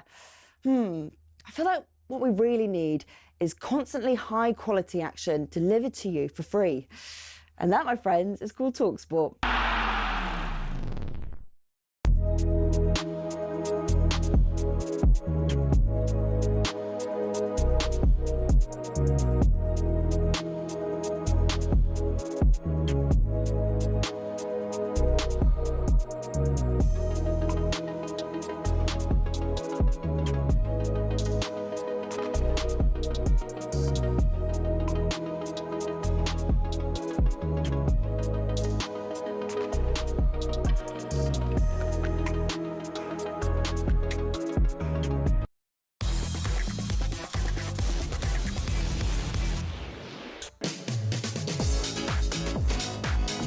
Well, Simon Jordan might not be here, but the big opinions keep on coming. It's Alex Crook and Martin Keown, former Arsenal and England defender, with me all the way through until 1 o'clock. Thanks for all those of you who got involved in the England debate. Certainly fair to say Thomas Tuchel's future has divided opinion. I'm sure we'll continue that theme throughout the rest of the week. But let's turn our attentions to more domestic matters now, because the transfer window is in full swing. Really expected to ramp up now. The World Cup is over. Morgan Rogers undergoing a medical at Chelsea today ahead of a British record £117 million transfer from Aston Villa. I want to get your take on this, Martin, because I was told a few weeks ago that there had been face-to-face talks between Mikel Arteta and Morgan Rogers, that Rogers was very much Arteta's top target for this transfer window. How damaging for Arsenal is the fact he's now off to Chelsea, seemingly would rather go there with no Champions League football than join the champions? Well, he must have been too expensive. And I think Villa would have been, Unai Emery wouldn't have wanted him. My take on it wouldn't have wanted him to go to Arsenal. If there was more money on the table, then they're taking. If you say the player, you ask the player wholeheartedly, does he want to join the current league champions, or do you want to go to Chelsea? You would want to go to Arsenal. But that's not going to be allowed to happen, because this is a money move that's important to Aston Villa, so that they can stay inside the current regulations. I think they've suffered massively, Aston Villa and Newcastle. It's a real shame. Villa are building something really special. Morgan Rogers, let's talk about him as an incredible talent. They went and got him from Man City when nobody else really was interested. What did they pay for him? 8 million, or was it? It's peanuts. It's relatively modest. Yeah. It's from Middlesbrough, actually. So Middlesbrough benefit £15 million from this transfer because of. I think he went to Middlesbrough for 8 or something. Yeah. I think he's a real talent, and he showed that in this World Cup. He's going to be a big loss to Aston Villa. Tillerman's gone. That engine room. Luka Digne probably going to PSG as well. Yeah, and all to balance the books. Is he worth the money for Chelsea? It's crazy. I feel people. It's market forces. It's what people pay. Of course, it's too much money. But it's the only way that Chelsea can get him to his football club, because money talks in this situation for Villa, and that is a hell of a lot of money. And is it fair? You've mentioned about the financial restrictions in place on Villa. They've lost 2 players now, probably 3 in Luka Digne, who were regulars last season. They won a European trophy for the first time since the early 80s. They qualified actually for the Champions League via their league position, even without that European trophy. They're having to sell players. Chelsea didn't qualify for any form of European football, and they can go and spend £117 million on one player. Is that fair? Well, you look at Chelsea and what they've spent since the new owners have come in, £1.5 billion plus and rising, and you wonder where they're able to get the revenue to do that. As I say, it's a crying shame for Aston Villa, but Chelsea have this model. They see him as a player that they want, a new manager coming in, making these important decisions, and there's no doubt he's going to be an upgrade. Whether Fernandes now is the player, or is Palmer going to play? Who's playing in the 10? Is he going to play out wide? Is it a slightly different system? I think he's been told he's going to play off the left-hand side. Yeah. That 3 in behind a striker. Yeah, okay. So Alonso doesn't play the system he pplayed at Leverkusen, first of all, which was 3 at the back. I think when he came in, the brief was that he would be fluid with his system. He wouldn't necessarily be wedded to one style. And I think actually the way that he's integrates into the England squad, believing he's a great lad around the place, he will. I feel he'll settle very quickly. It's a massive opportunity for him, and a huge loss for Villa. And in terms of Aston Villa now moving forward, how difficult is it going to be for them to compete on multiple fronts? We saw it with Newcastle last season. Their league form fell off a cliff on the back of playing in the Champions League and obviously getting to the knockout stages, losing to Barcelona. Because they're losing key players, obviously they brought in Manzambi. We've mentioned this morning on talkSPORT they're looking at Crescencio Somerville as well. João Gomez from Wolves, obviously proven in the Premier League, but the squad does look weaker. It does, and you said your recruitment's all important. There's been some changes behind the scenes in terms of the director of football in the middle of the season. I think Unai Emery, though, has done a remarkable job at Aston Villa to get them into the Champions League again once more. You obviously bring in that Europa League. He's bringing success. The most important thing, by the way, that they keep him. Yeah. And they build from that. They wouldn't want to be losing him at this stage. Is there a danger that he might get so frustrated that he considers walking away? Well, when you look at it, you build these great teams, and the same thing's happening for Newcastle. Tonali going, another one. Gordon going. Yeah, Gordon going. It's a little bit, it takes away the energy from the club, what you're trying to achieve. That's probably the wealthiest club in world football, but they're having to balance the books, and Aston Villa are suffering in the same way. I hope Villa can pull off another top 4 finish, but it seems to be that they're just trying to balance the books, trying to grow the stadium. I believe there's some development taking place there at the ground. To grow commercial revenue to try to compete with these teams, but they've been handicapped. 30 million they got for Tielemans. It's nothing for when you consider what his performance is. They have been here before. Obviously, they sold Jack Grealish for £100 million to Manchester City. Used the money wisely. So I guess that on one hand, it is big name players leaving the club, but on the other, you've got the opportunity to bring in reinforcements and build a stronger. Unai Emery likes to trade. He's done it all the way through. It's nothing. He will trade again and be interesting there. But the recruitment, you cannot make mistakes, and then that player has to settle, and you have to bring things through. Tielemans did come on a free transfer, but it still feels like you're losing a big hole out of your midfield. What about this from Ryan on the text? Andrea Berta needs to be sacked. His style of agreeing personal terms with every player on the planet before making a decision on who they actually want is killing the club. 90% of our signings last season weren't our first choice because he fumbled. Sack him now, says Ryan. Someone else from Chelsea. They're calling for the chop. Yeah. No, from Arsenal. Who? Andrea Berta. Arsenal are champions right now. So you're questioning the purchases? I thought their purchases were quite. I mean, obviously it is his method though. So from what I understand, Morgan Rogers had agreed personal terms with Arsenal, but they hadn't gone as far as agreeing a fee with the club. They did there's a limit. A few signings, balancing players. But there's a limit. I'm comfortable with that. I think that's a lot of money. I think it's too much money, and I think that Arsenal maybe there's a better route to go. Maybe there's a player somewhere that you can unearth, someone not quite so well known. Where are those players? You have to have a balance. They need someone though, don't they? Because they've sold Leandro Trossard. I thought £17 million for Trossard was a bit on the low side, bearing in mind his importance to the squad. It was, but I mean, Arsenal don't seem to get money from their sales. Maybe this is a turnaround. So is that on Berta as well, though? Well, maybe he wants to see some money coming in on sales, and there's one there. So that's a different step, a different journey. And if you've got if Martinelli or Trossard has to leave, then they're looking at the ages of the two players. They're looking at what Martinelli finished the season well, impacted in the team. Maybe he's an impact sub. Looks like a left winger will be coming in. Morgan Rogers could have done that, but he doesn't quite have the same threat as maybe a more typical winger that you'd see that Arteta would go after. What do they need to kick on next season? I think they need another midfield player, somebody who can control things, and I think a left winger. You could say maybe they're going to the transfer market for a striker. I wouldn't put it past them. But, most players will want to sign for Arsenal. The most important thing is to get the people that are successful to re-sign their contracts, because now everybody wants an Arsenal player. They're all looking to sign them, keep them on board, build what you've got, and then add real quality to it. And it has to be quality now because you're talking about league champions. There is a bit of concern that the injury William Saliba picked up during the World Cup could see him miss the start of the season. That might have a direct impact on Ben White's future, because I think he is someone that maybe they would be open to offers for. We know they've held. But he's talks. a right back, isn't he? So maybe Mosquera comes in and just, But Ezri Konsa as well is someone they've held talks with at Villa. Would that be a good signing? I can see that. And obviously there's a vulnerability for Villa, and people are swooping around. Now they get that 120 million. They probably don't need to sell Konsa.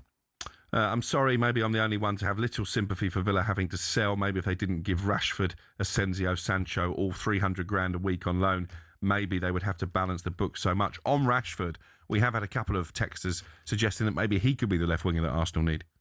I don't see that. I'd be surprised if that happened. By the way, I thought actually Rashford did well for Aston Villa.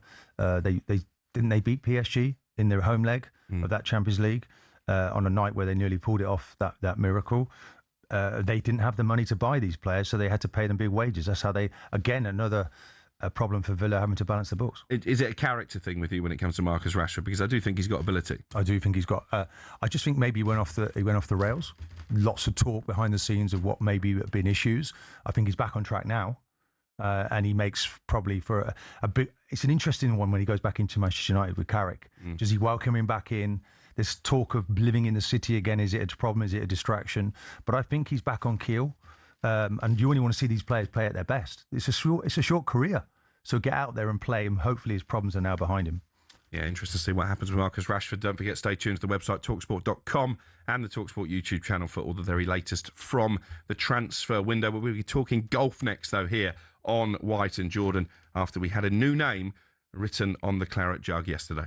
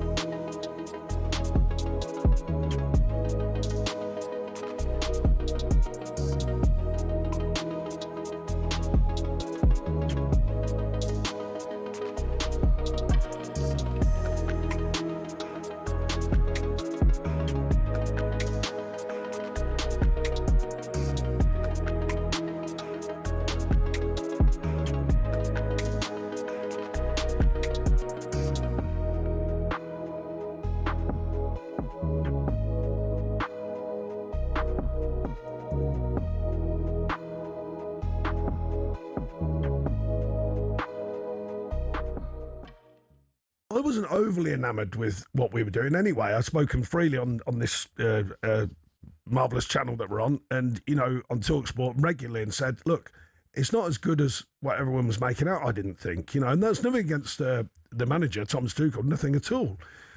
It's just that I didn't think, you know, I wasn't thinking we were blowing teams away and we were purring, but we were finding a way, and that's equally fair to say. That's a brilliant thing to have, of course, if you're not playing brilliantly, but you're winning games. Now, that's a great habit. We all know that.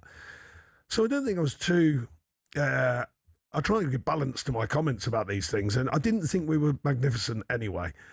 There was a lot of talk about this feel, and how the feel was better. I wasn't having that bit. I was going, oh, come on, do me a favour. And I've spoken freely on, I think it was with Simon and Jim about, you know, Gareth's time, and they were... Get ready to get that winning feeling with talkSPORT Win. This summer, talkSPORT is bringing you live and official coverage of every game of the FIFA World Cup 2026. And to celebrate, we're giving away £26,000 guaranteed. Go to win.talksport.com to enter now, and you could win 26 grand in your hand, tax-free. Enter now, and you could be the next to get that winning feeling, courtesy of talkSPORT Win. Find out how to enter now at win.talksport.com.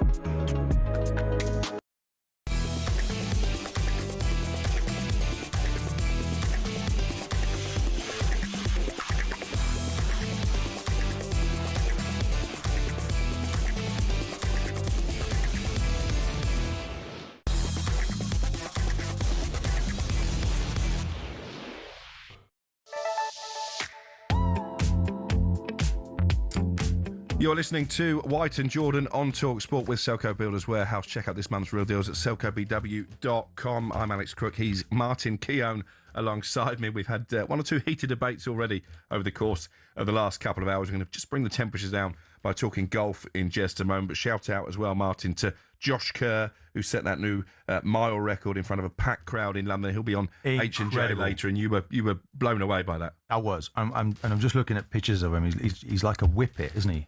Like, there's no upper body, you know, all these weights and doing all this silly amount of stuff. I used to say it, you know, we don't need to do it. You're carrying all that extra body weight. He just ran magnificently well. We should be proud of what he's done. This affinity we have with the mile goes all the way back to Roger Bannister, 4-minute mile, and he's put it back on the map again. Yeah, superb scenes in London. As I say, he'll be a guest with H&J after we finish at 1 o'clock this afternoon. Let's talk golf now, though. It was an engrossing final round of the Open. Brilliant weekend, actually. In the end, it was New Zealand's Ryan Fox who came out on top, much to my frustration, having backed Cameron Young at 20-1 on Saturday. Rupert Bell joins us now. Rupert, I did feel for Cam Young, because he was sat waiting for hours, and it looked at one stage, actually, as if he was going to get the job done. Yeah, he finished at 4:09, and I don't think we finished till about sort of 6:30. So he had 2 hours and 20 minutes to sweat on whether he'd shot enough. So that was a long time for you to worry about whether your bet was going to come in. Have you got a bet to wear that hat today, Crookie, by the way? Anyway. He must have done. He must, anyway, I prefer mine to yours, Rupert. Yeah, well, I've mentioned my sponsor's tight list. Anyway, more to the point, for Cameron Young, he actually played brilliantly. But it came down to what happened on the 18th, which all through the week, players have said this looks like the most difficult closing hole maybe on the Open Rota, because the way they'd tweaked it. And Cameron Young, sadly for him, he put his drive into a fairway bunker, and then he hacked out. He hit the face of it, and it went sideways. And then he nearly held his chip for a par, but it meant a bogey, and that meant he finished at 9 under. And he did say at the time, well, I wish I'd finished at 10 under. And as a result, Ryan Fox, who I suppose you might say, was he perceived as a winner coming into this week? Probably not. But he's a late developer. And there's nothing wrong with that. 39 years of age. He didn't turn pro until 25. There was a time in his career when he wasn't enjoying it. It was his World Cup winning dad, Rugby World Cup winning dad, Grant Fox, who said to him, golf is meant to be fun. You don't look like you're enjoying it. And that's what he did in an event in the Australian Masters, finished 5th. And for Ryan Fox, the rest, they say it's history. If you look at his progression from being on the Australian PGA Tour, the DP World Tour, a winner on the PGA Tour, and now a major winner at 39, it's very rare for someone to win their first major at that age. But my goodness me, didn't he do it well on that 18th, running up to his putt almost to hole from 11 feet after two sensational shots, one off the tee, and then his approach shot into the green. Rupert, it's interesting how his father, World Cup winner in a different sport, and it becomes down to mentality, doesn't it, as well? You know, like having fun. Don't forget to enjoy it, whatever sport you play. And we lose that, don't we? And the fear then creeps in, and there was no fear for that putt. It was an incredible putt. Yeah, you looked at World Cup final. It looked like Argentina just didn't want to enjoy themselves, you know. And that's sport should be. Aren't you freer when you're enjoying it? And Ryan Fox at the end said, "Well, I've got nothing to lose. Why don't I just go on and you know, I won't beat myself up if it goes wrong, but I won't. I don't want to know." Leave any questions out there. Why didn't I? I'll go for broke. Now, it doesn't always work, as we know in sport, but in this case, it did. And look, he also has a grandfather who played top level cricket in New Zealand. So, I mean, he has a real sporting heritage. So it coming through, and, you know, there's no pressure on his children then to carry on the sporting dynasty. Be a tennis player somewhere. That's the next one, isn't it? Well, they live in Florida, so that might be a possibility. But who's to say? But for Ryan Fox, it was, you know, you might say an unheralded winner, but it was the manner of victory that I think made us all feel good about what we saw. Last shot of the Open Championship. There'd been a lot of drama, particularly over Bryson DeChambeau. You know, even talk that there was going to be touch of President Trump ringing up the R&A because Bryson DeChambeau is good mates with the president. They've done YouTube videos together. So there were. Why doesn't that surprise me? Thankfully, he didn't. We'll come on to Bryson DeChambeau in just a moment. I've got to say that putt, I was still confident it would go to a playoff at that stage. I did not see him sinking it from 11 foot. I thought at best it would be a 2-putt, but there you go. He kept his nerve. And let's hear from Ryan Fox now, admitted that winning the Open was a dream come true. When I turned pro, I mean, I think the goal was just to get on a major tour, to be honest. You know, I think I said to my team last night, you know, at dinner, if you'd have given me my career up till yesterday when I turned pro, I would have jumped at that. I don't know what to think now, to be honest. But yeah, like it is something that's, you know, always there. You dream of being a major champion. You want to do it, whether you think it's a reality or not. You know, I guess I probably didn't until the last couple of years. Even, you know, I wasn't in the major championships consistently until the last couple of years. So, yeah, to be sitting in front of you guys now as the champion goal for the year is a bit crazy. So I said it earlier, surreal. I don't have the vocabulary to explain it. I mean, Rupert, he just comes across as a genuinely humble, lovely guy. And as you've already said, I think a very popular winner. If it wasn't going to be Tommy Fleetwood, who flirted a little bit with glory yesterday, I think everybody was probably rooting for Ryan Fox. Yeah, all neutrals. I mean, I thought Cameron Young, and I followed him part of our talkSPORT 2 coverage on one of the days, and Cameron Young had been playing brilliantly, but he just had a bit of a disaster on Saturday towards the end of his round, and that cost him.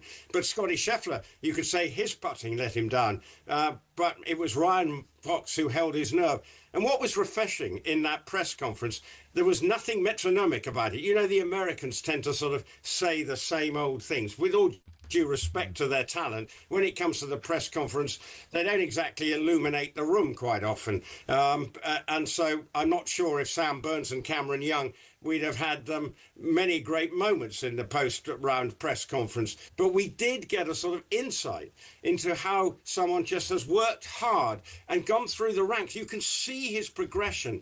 And I think that's what's so fantastic, because now lots of people turn up on the tours, they have a brilliant college career, and next minute they're sort of playing brilliantly. And one of the problems that you might say to someone like Ludwig Eiberg, who is brilliantly talented, but now he's suddenly realising that he bursts onto the scene, it all looks easy, and then suddenly professional sport comes a little bit more difficult, and it's harder to get over the line to win. I'm not saying that the Swede won't win a major, but we're seeing Tommy Fleetwood, for all his talent, and he never looked like winning. There was a brief moment, I think, on the final day when he got to 8 under, but then suddenly a run of bogeys cost him his chance. But there was no real stage you thought, this is Tommy's to win now. We never got that feeling, despite the energy of the crowd. And it was very emotional when he came off. But for Ryan Fox, that is definitely, you can see step by step him working up the ladder. He's grabbed it. He doesn't need to do anything else now, apart from playing for pride and just prove that he was a worthy winner of the Claret Jug. Rupert, it's fascinating that he comes, doesn't he? You know, like, our winners, are you a born winner, or is it the environment? He's around his dad, his grandfather, both been great champions in their sport. And then if ever there was going to be a player, I suppose you grabbed the moment and said, you know what, there won't be a problem here. I've come from a history of a family of winners. Do you know what? I'll just put this in. Maybe in some ways that brings his own pressure as well, though. Wow, it didn't look like he was under pressure. It looked like, do you know what? This is my moment, and I'm going to love it, and I'm going to put this away and just watch me do it. It was how quickly he hit it. It was almost like he just stepped up and just sunk this putt to win the Open. Well, it was, I think, from the moment Sam Burns putted, it was 22 seconds. Yeah. Wish everybody was like that, because the rounds were taking 5 hours 40, 6 hours, and these are players who rip it 300 yards. So, if other players took a leaf out of his book, because that was refreshing in itself. I think there is added pressure. You look at sons of and women and daughters of sports men and women. Sometimes, being the child of is often actually a millstone round their neck. And also, and perhaps because he did even try rugby, but he said, I just wasn't going to be as good as my dad, and then found he could have played cricket. Obviously, his grandfather didn't, but he found something in golf. And actually, that mentality, that winner mentality, has passed on for him from his dad, who probably gave the tips of how to deal with those moments of real pressure. Rupert, just give us 30 seconds on Bryson DeChambeau. Rory McIlroy accusing the American of, quotes, holding the Open hostage, because, of course, after he was subjected to that controversial 2-shot penalty, he did threaten to go home, didn't he? He did, and I think Rory McIlroy was absolutely right. It was an unedifying show. He should have accepted his punishment there and then and just got on with it and proved and go hard and try and win. He wasn't that far off the pace. He played badly yesterday, but his sort of showboating on Friday night was absolutely unedifying. And in a way, I think the RNA breathed a huge sigh of relief that he didn't actually win on Sunday afternoon. Yeah, I think you're absolutely right there. Rupert, see you, no doubt, at Glorious Goodwood next week. Do you think this hat will fit in that environment? Please don't wear it. Please. Wear it in the Richmond enclosure. No, Crookie.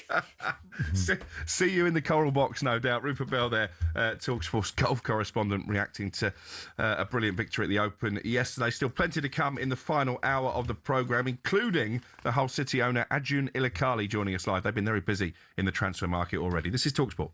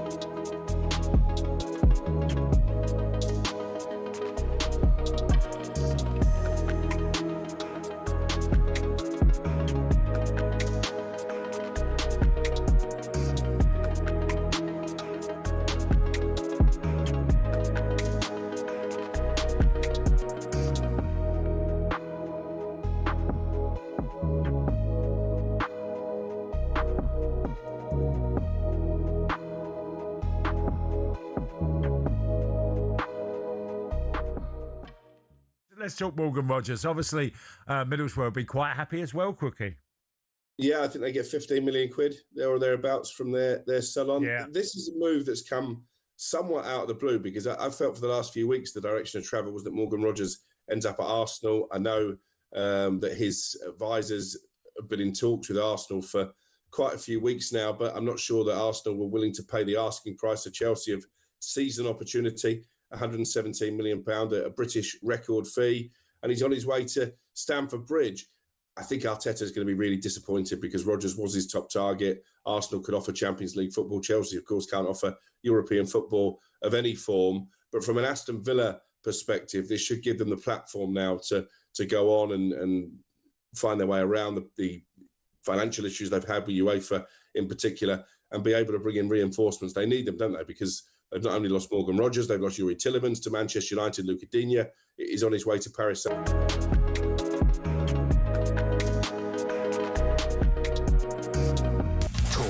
Sport. Good afternoon, I'm Toby Gillis. Following their bad-tempered reaction to losing the World Cup final, we're told some Argentina players must be punished so severely that those scenes are never repeated.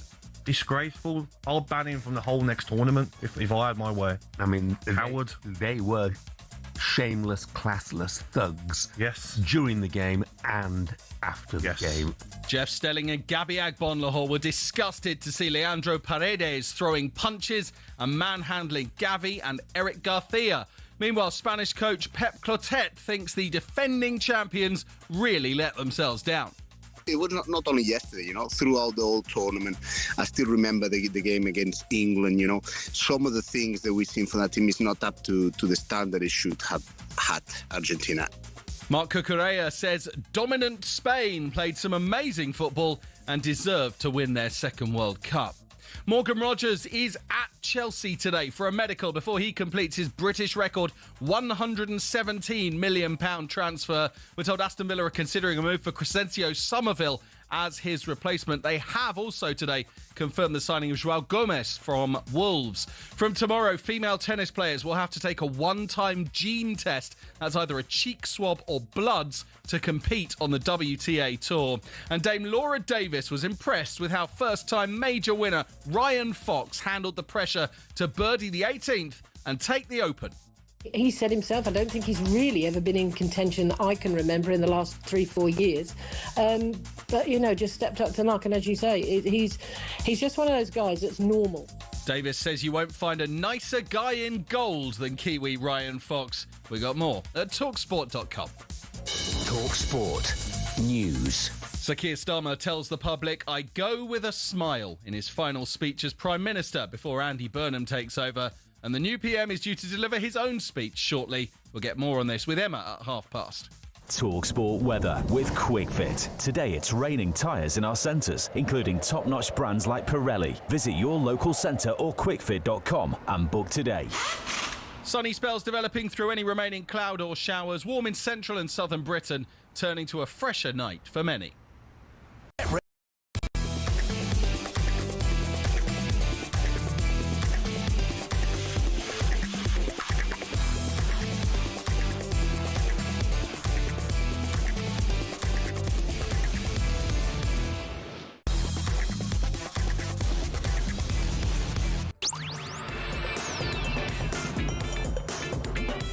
You are listening to White and Jordan on talkSPORT. Me, Alex Crook, the former Arsenal and England defender, Martin Keown. We've had plenty of debate already following Spain's 1-0 victory over Argentina in the World Cup final. Of course, the fallout continues from England and their semi-final defeat against the now former world champions. Time now, though, for Duracell's Extra Mile, where we're going to pick players who we think went the extra mile. Duracell's Extra Mile on talkSPORT. Different, better, unstoppable. Martin, this I think is going to be a subject that's going to provoke good reaction from you. We're going to talk first about Bukayo Saka's statement hat-trick in that third-place game against France and his post-match comments that the only way to respond to his semi-final snub was to go out and perform. He also said he was fit for that semi-final. Does that make it even more baffling that he didn't get on the pitch? Yeah, of course. I'd be one of the first. No one's going to be more angry than I am that Bukayo Saka's not going to start that game. Obviously, we respected that.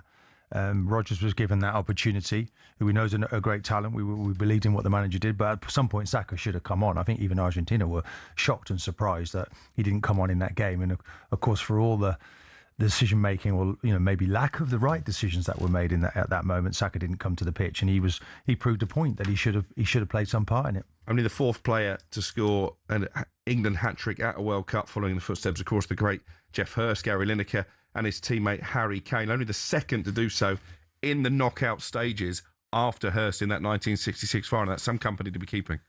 Yeah. As I say, Saka has really carried Arsenal Football Club for many years. He's had injury issues. He's had, I believe, a problem with his Achilles tendon. They tried to manage that through the competition. I think the good news from an Arsenal point of view, unlike Saliba, who's had a stress fracture in the past, looks like he may miss the start of the season. We don't know how bad that is, but you want Saka fit and well for the start of next season. He wasn't at his best through the tournament, and I think that you have to point to the fact that he was recovering from an injury. Now, you're a massive fan of not just Saka, but Declan Rice as well. Big driving force. We're only talking about Arsenal players, in Arsenal winning the Why league title. About Arsenal players? Well, don't blame me. This is the producer. I think because we wanted to tap into your Arsenal knowledge. Well, then, but obviously I have a knowledge of all of the England players, not just the... Well, let's talk Declan Rice, shall we? Because Graham Souness has been quite outspoken on the World Cup Uncensored programme that he does with our own Simon Jordan. He questioned how Declan Rice could be worth £100 million and still be so limited. I think these two young lads, well, certainly in Anderson's case, young lad, are limited. Declan Rice, for me, limited. I mean, you hear people talk about Declan Rice, a world-class footballer. Yep. As a midfielder... But you've always had that view. I think he might be a centre-half. There's nothing to dislike about him in terms of his attitude to the game, nothing to dislike about him, and his athleticism, nothing to dislike about him, and his commitment from the first minute to the last minute. My criticism of his is he doesn't have enough football in him. Right. They talk about, look how he runs with the ball. As a centre midfield player, Simon... That's what you should do. You shouldn't do. You shouldn't do. You shouldn't do. Right. And the reason people run with the ball is because they don't see the picture quick enough. I've got a picture in my head which is never leaving. But didn't Patrick Vieira used to do that? Not as much as them. But the difference with Patrick, there might be an end product. Pretty scathing from Graham Souness on Declan Rice. Do you agree that he's limited? Well, Should be a centre-half? I don't know. You're picking one moment from a segment from a podcast, so I don't know what was being complimentary. I mean, I would prefer to sound very complimentary. Well, in other aspects, he might well have been, and you just picked out a small segment. I would prefer to look at the positives of what he does do, not what he's proclaiming that he can't do. That he's a top player. There's no doubt about that. He's just played 69 games of football. He may have dropped off from that level. That might be overplaying him, and that's another argument. You know what I'm like when it comes to player welfare and the number of minutes that player plays. He's had this neural injury in his back. If you've ever had that or live with that, you'll know what I'm talking about. So we saw a perfectly good performance the other night. I think he was fatigued, though. You could see at times he was playing just too much football. Maybe the Mexico game as well had an effect. No, I think he's a top player, and I think he's value for money for £100 million. I think Arsenal will pay it again if it's going to bring about winning the Premier League and what the club, the steps they've taken since he's been there. No, I think he's been an outstanding player. He's a great man off the pitch as well. Perfect for the football club. Great role model. He just keeps going and going, and I expect him next season to have another outstanding season. It does, to me, feel a little bit like this tournament has passed him by, though. Hasn't been his best time in an England shirt. It was ironical that he swept through, sitting in a six. He played quite deep. I think Anderson is sort of like, it's been set up more for Anderson in that midfield, and he's sort of played to the left or right of it. I do believe that at the base of the midfield is where he's at his best, where he sits in front of the back four in the Rodri type role, and he can break from there to score a goal like he scored the other night. It does bring us on to the debate, and you want to open it up. You don't just want to focus on these two Arsenal players. Which England players, in your opinion, come out with the most credit from this tournament? Obviously, Jude Bellingham. Harry Kane has scored his goals. I thought Elliot Anderson had a good tournament. Conser at the back. Jed Spence potentially. But beyond that, were there more disappointments than successes for England? Let's look at... I thought Bellingham he's showing now that he's one of the best midfield players. He'll be in the team of the tournament, I would imagine. He's a quite magnificent talent. And it was interesting, as we're coming for the manager, but I think it was that kind of unique relationship with the manager that got the best from him, because Morgan Rodgers was playing in most of the qualification games. We were told he wasn't going to play. He got him to boiling point. there's a little bit of friction, but that's healthy. And Bellingham is now a world talent, there's no doubt. I thought Spence was an interesting player, that he progressed and got better through the tournament, and we were seeing some of those. But, if we went back to the debate of who was going to be the manager, I think Pep would have played O'Reilly, because he wants more of a footballer in that midfield. So it depends what you want in your fullback. I thought he disappointed O'Reilly. He wasn't the same player in an English shirt that we saw at Manchester City. Yeah, but then maybe you could say, maybe the manager might reflect on that and say, was that on him? It's a shared responsibility, isn't it? That's how Wenger used to look at things. I hold responsibility. If it's a poor training session, it reflects on me. Everybody has to look in. No, I also think Anderson did really well in that midfield. Looked a real talent. We didn't see enough of Saka. We didn't see enough of Rice. But we were good, decent. This is the start of a new central defensive partnership, by the way, in Konsa and Guehi. They're playing in their first World Cup. So you've got to look at what they're asking to do, what we're putting them in. There were sprinklings of real talent, but Bellingham is now a world force in football. What does the team look like, do you think, in 2 years' time? Because Jordan Pickford in goal, Harry Kane up front, neither player getting any younger. Do you see anybody coming to take their place? I've got a major concern about England moving forward in terms of who is going to be the number 9. Well, there's a hole in that area. Obviously Harry Kane is quite magnificent, flies that English flag in Germany so well, scoring so many goals. There's no doubt he's a great talent. I would prefer him to stay higher up the pitch. Yeah. I don't quite like it when he drops down, because that then sends a message. He was sometimes deeper than our own midfield, because when the onslaught came. So that needs some adjusting. We do need to develop those players. We need to give players, the goalkeeper as well, Pickford. He's done extremely well in an England shirt. We have to say that. A couple of goals he'd be disappointed with, the Enzo Fernandez one in particular. You could say it went through the middle of the goal. I'm saying, the first goal, it's going out for a goal kick. I'm not even sure, but he makes that call, and he's done it so many times, so we shouldn't question him. He has been magnificent in an England shirt, but you'll want to grow that area. As the right back position caused us so many problems, and the manager has to have a real good look. Does Alexander-Arnold now come back into international football? How difficult is that going to be? Not just Alexander-Arnold, Foden, Cole Palmer, Morgan Gibbs-White, Lewis Hall. Harry Maguire, I think, knows his England career is done. That's why he came out so strongly with that statement on the day the squad was announced. How annoyed will those players be that they didn't get the call up, and how is their relationship going to be with Thomas Tuchel if they are reinstated? I think it's healthy. These guys have still got an international future. There's no doubt there'll always be players coming in and out. But when I look at the squad of Spain and I look at Argentina, that what they've got is a loyalty to their players. They pretty well know what the changes are going to be made. They're sort of practiced changes, whereas looked like they were a bit off the cuff.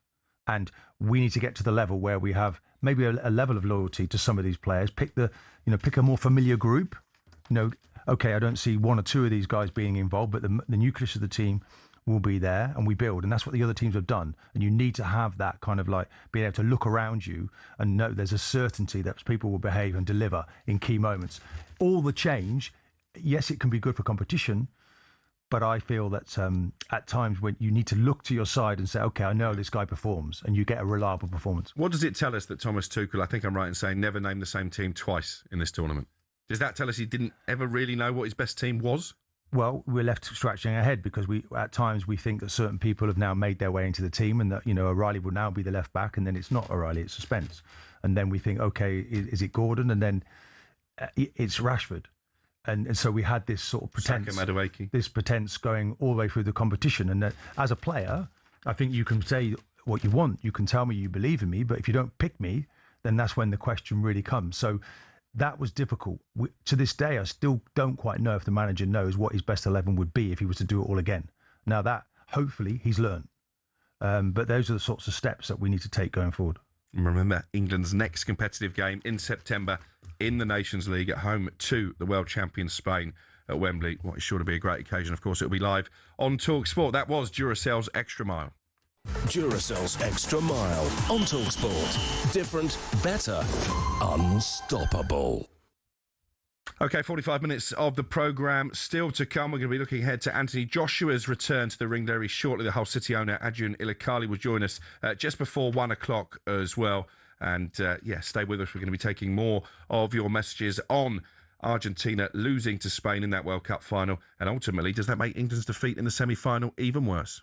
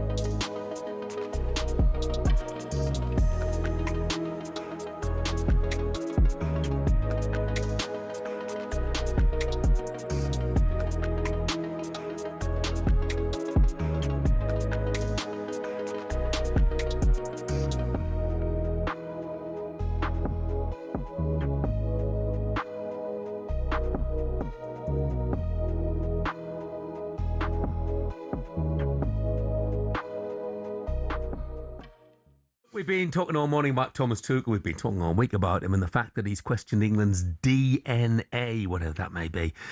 He said, I think ball possession plays a crucial role. It's maybe not in our DNA as it is in the Spanish or Brazilian or Argentinian DNA. To take the ball and control the game and the ball, which is a big problem. What do you make of that, Ben? Watching the Spain game the other night against France, that's how you keep the ball. And I think it comes down to bravery. Get ready to get that winning feeling with talkSPORT Win. This summer, talkSPORT is bringing you live and official coverage of every game of the FIFA World Cup 2026. And to celebrate, we're giving away £26,000 guaranteed. Go to win.talksport.com to enter now, and you could win 26 grand in your hand, tax-free. Enter now, and you could be the next to get that winning feeling, courtesy of talkSPORT Win. Find out how to enter now at win.talksport.com.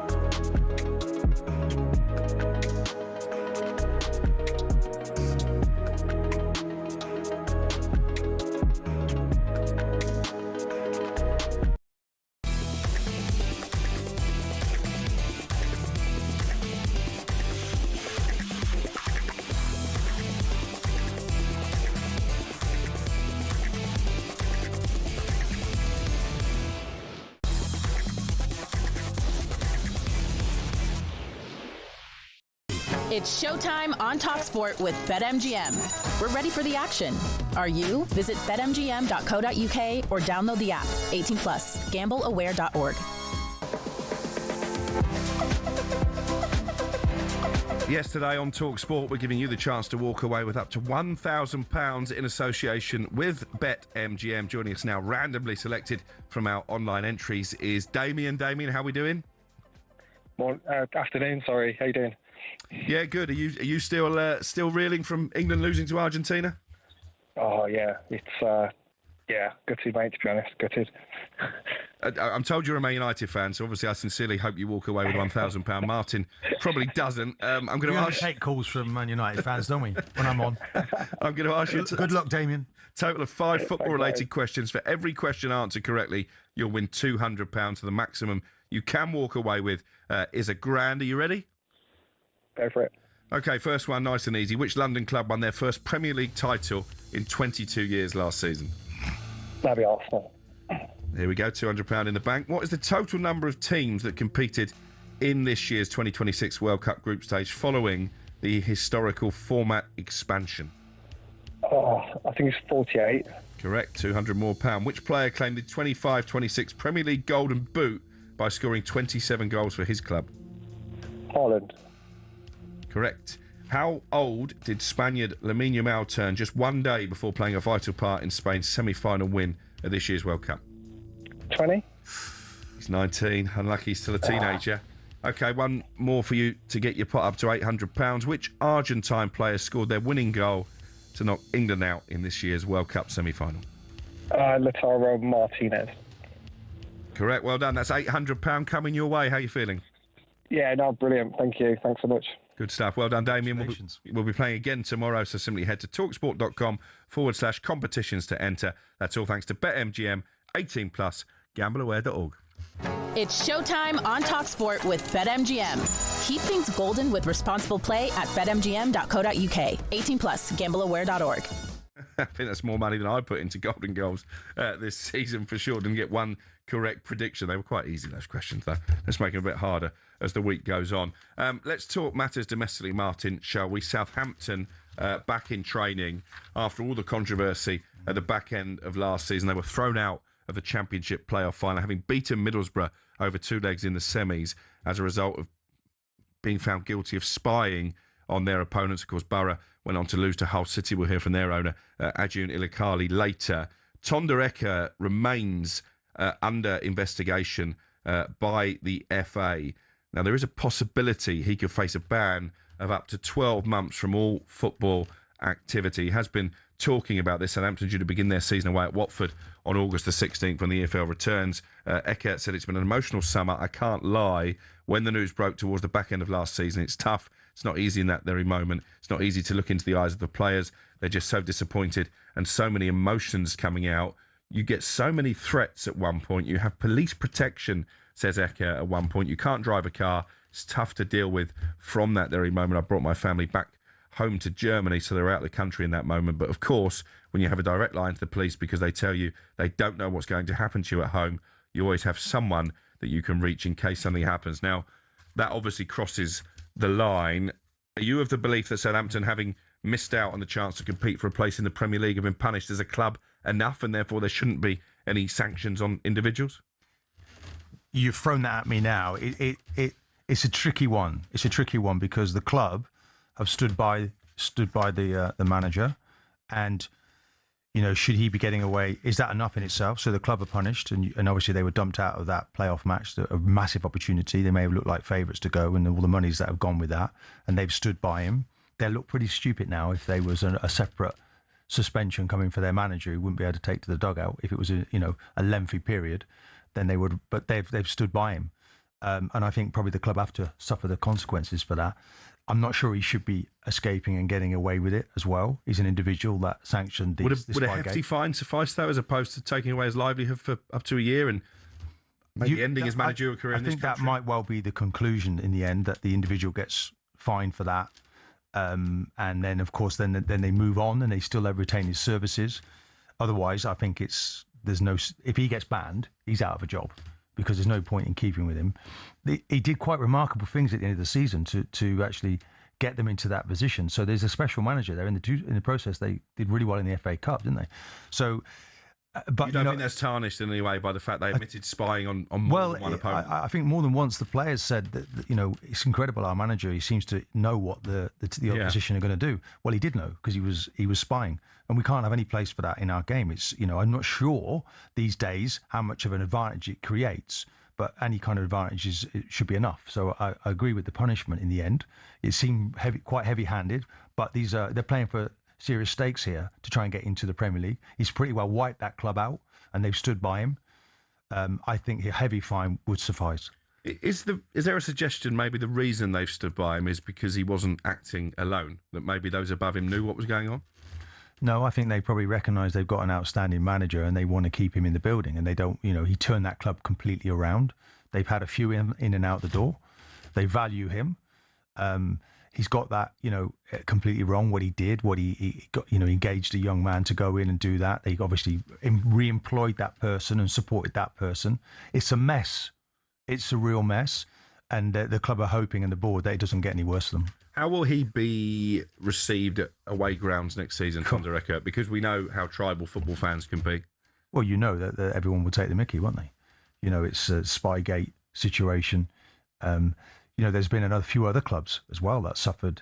Oxford United, apparently they were spying at their training ground, and they had really key games that could have kept them in the Championship, and now they've fallen back into League One. So this thing is called a ripple effect. I don't see anyone doing this anytime soon ever again. And hopefully now they can draw a line on this sometime soon, because it's just dragging on and it's not good for football. And actually, I spoke to Rick Parry at the Championship Playoff Final, the EFL chairman, and he said to me, I asked if this sets the precedent now, is this going to be the punishment laid out in statute? Because the problem was there wasn't any direction in terms of what the punishment could be in terms of it being written in the laws. And he said, well, I don't think anybody is going to risk spying again. Do you agree with that? You think the fact they've seen Southampton thrown out the playoffs is enough of a deterrent? Yeah. Exactly that, and you could argue that this is enough punishment. It's a significant sporting punishment that they've received, and maybe that's enough now to draw a line under this sorry saga. And of course, the EFL season starts actually, I think, around about August the 8th, which is when the Carabao Cup swings into life. Portsmouth going to West Ham. They sold 9,000 tickets at Portsmouth for that game already, which is incredible. And we are the home of the EFL. We've got lots of live commentaries for you over the first couple of weeks of the season. The Championship season gets underway the Saturday after those Carabao Cup games, and we'll take you all the way through to those playoffs at the end of the season. We look forward to that. We're also looking forward to Anthony Joshua returning to the ring this weekend, and we're going to be previewing that in detail next.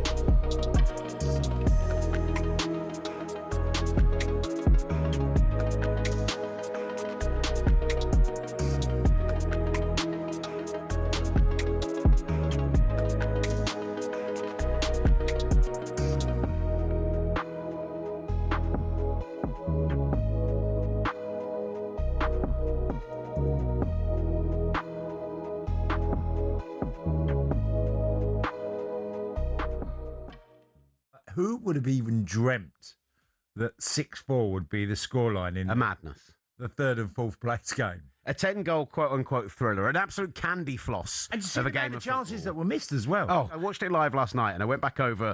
My notes from when I'm watching a game are often an absolute madness when I read back over them. And I'm like, are you on little bits of paper, or is it a big sheet? No, I actually, weirdly, I WhatsApp them to myself. So I write them in my phone as I'm watching, and as there's breaks in play, etc. And one of the things I wrote is England could have scored 6 in the first half. France could have scored 9 in the second half. Yeah. Like, it was just a absolute madness of a game of football. But is it one you take in any way seriously? Well, it's hard to... Could you imagine that game and that result being in the tournament as a semi-final game? Absolutely not. That's just not going to happen.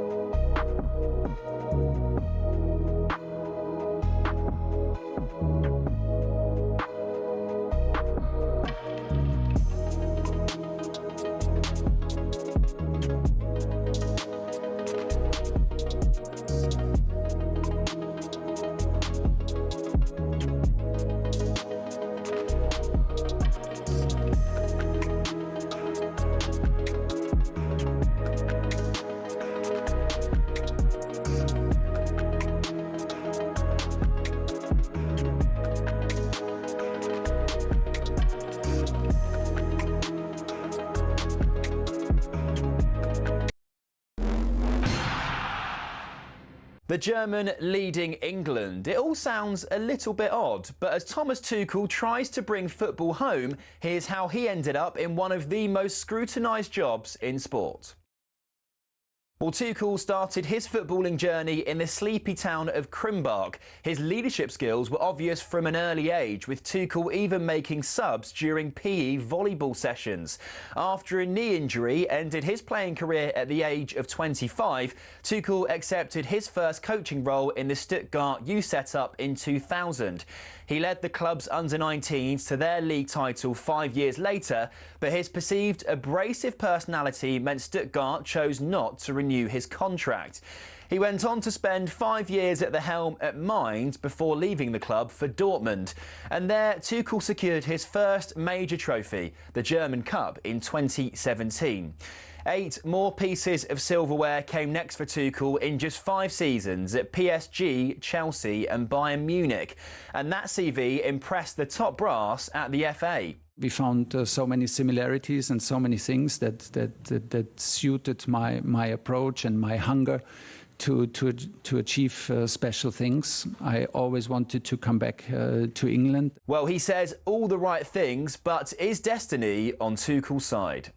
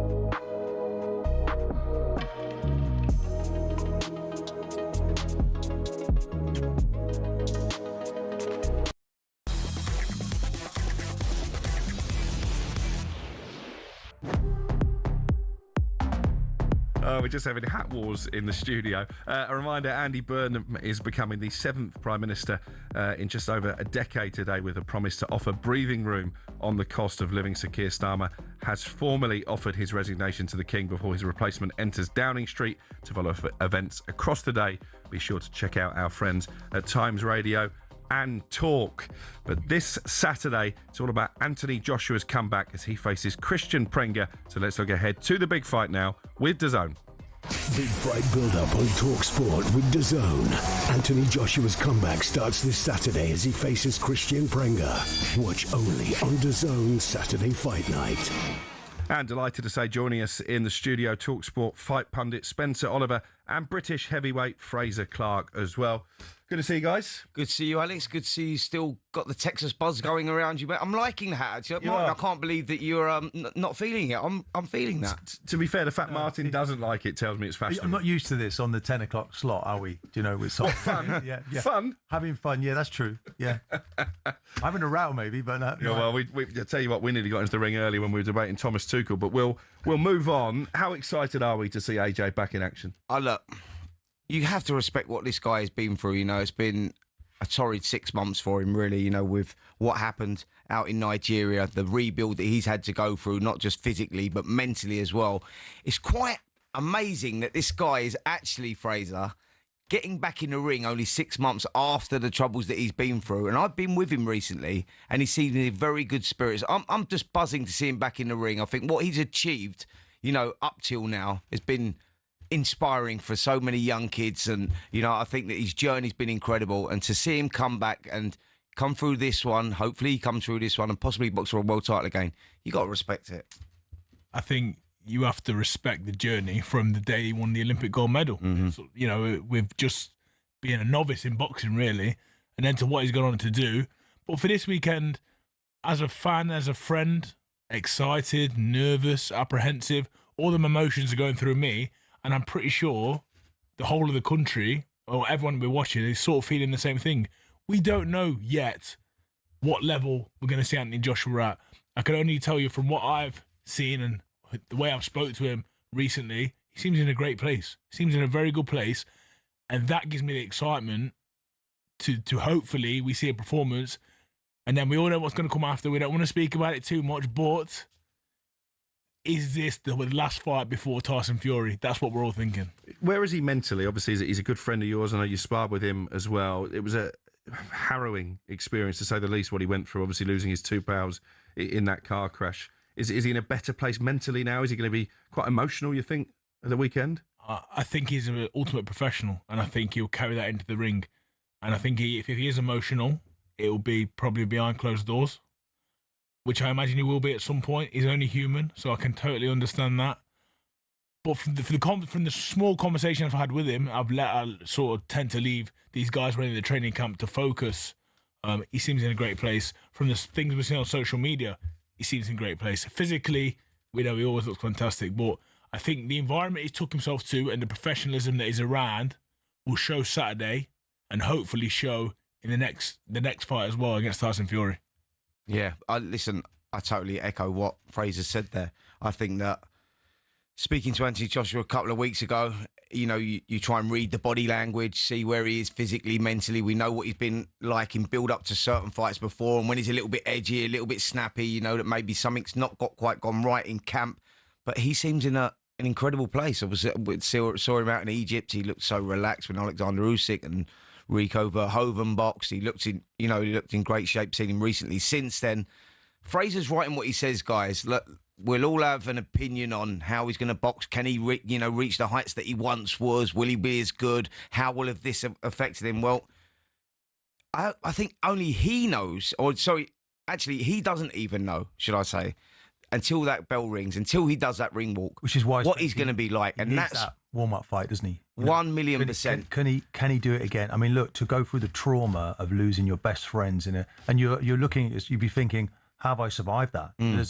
There's an element of guilt there as well. You feel so a lot of demons there to overcome. But if he keeps it simple, gets back in the ring, I'm pretty certain he can do that. The fire though has to be there. He has to prove it to himself as much as anything else. I think the fire will be there more so than ever. People ask, where he gets the motivation from at this stage of his career. 2-time world champion, Olympic gold medalist. Where does it come from in the twilight of your career? And I think that, in recent times, what he's been through, that fire will be more so burning in his belly than ever, because he's got another reason, another purpose to want to become world heavyweight champion. And Christian Prenga, what an opportunity for him. This is his World Cup final. This is his, world title shot, because he gets an opportunity to go in against one of the best-known names in the recent decades, in Anthony Joshua. So it is a huge, huge opportunity for him. And I think, Fraser, we're going to get a guy going in here that we're going to see that is going to have improved. He's got a purpose for it. And I think we'll see a little bit of the Anthony Joshua of old. But Christian Prenga is dangerous. You're absolutely right, Spence. I think time does tell on these things. Until that first bell goes, you never know. It might take a round to sort of, bed in. As Sochi has not been in the ring for a long time. We've been through the traumas. And boxing is boxing. But what I will tell you is, as a fighter, and you'll know this yourself, I feel when that first bell does go, you feel at home. I feel all the build-up is going to be a lot. It's inside. There's a lot of cameras. They'll do a lot of talking beforehand. I'm usually most comfortable inside that squared ring when I can express myself, not through talk, just through actions. And I feel like looking at Prenga and what he can bring, and I watched him this morning on the way here. He's not a mug, but I'm saying the level that he's boxed at is not the same level that Anthony Joshua's boxed at. And if we can roll back the years a little bit and we can find the AJ Anthony Joshua, which we know who just knocked people over, I think this is the perfect fight and the right steps to progress. And we all expect AJ will win. What is a good night for him, though? Is it about getting the rounds in, or do you think he's going to want to make a statement and come back with a bang? This is heavyweight boxing. And I think we'd all love to see AJ put him over with a devastating shot. There's no mistake about it. But I think the sensible thing to do will be get in there and, box your way through the first couple of rounds, slowly up the pressure and take him out. That'd be a perfect night. Maybe 3, maybe 4 rounds. I think he'd do very well. I mean, getting in there and blasting him out in 30 seconds isn't going to do too much for him, I don't believe. As much as he's been through the trauma, we also have to remember he's not been in the ring. So them rounds in front of the cameras, in front of the lights, are utterly very, very important for where he's looking to go to. Because let's face it, we all know what's coming. He's potentially going to fight one of the best heavyweights of the last generation. So to do that, I believe a few rounds in this fight will definitely do him well. And at least we get to see Joshua live, not the case with Tyson Fury, who fights the night before. That bout won't be broadcast on any television network. Instead, it's going to feature in the upcoming series of At Home with the Furies. Yeah, it is, yeah. He's boxing out in Thailand. He's boxing a guy called Marius Wack, who's been around for, seems like forever. I'm boxing. Yeah, there you go. You stopped him, right? Did you stop him? All right, yeah. He's a tough old punch bag, isn't he? And I think that's why Fury's using him. Look, I understand what Fury's doing here. It's all about staying active. The big fight that Fraser's talking about has been signed, sealed, and it will be delivered in November as long as both guys come through. They should both win. I don't want to jinx Prenga's it. dangerous because he's heavy-handed, so you have to respect that. But, yeah, both guys come through, 24th of July, 25th of July. We get the big one. Tyson Fury, though, I mean, do you think now it's too... I mean, I've been watching some of that Netflix series. A fascinating individual. Is it too much now?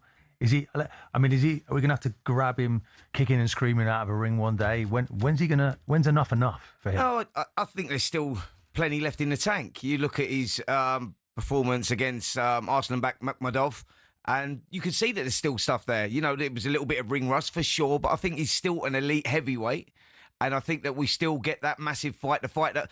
It would be so sad, wouldn't it, in this generation of heavyweight boxing where we've had so many great fighters that are all coming to the twilight of their career, Deontay Wilder, Alexander Usyk, and we got AJ, Tyson Fury, the best of our generation over here, and we didn't get that fight. Is it not a few years too late, though? Well, that's the big question that everyone asks, but it is definitely a few years too late, but they're both at that stage where they're maybe not at the top of their game phrase, but they're still...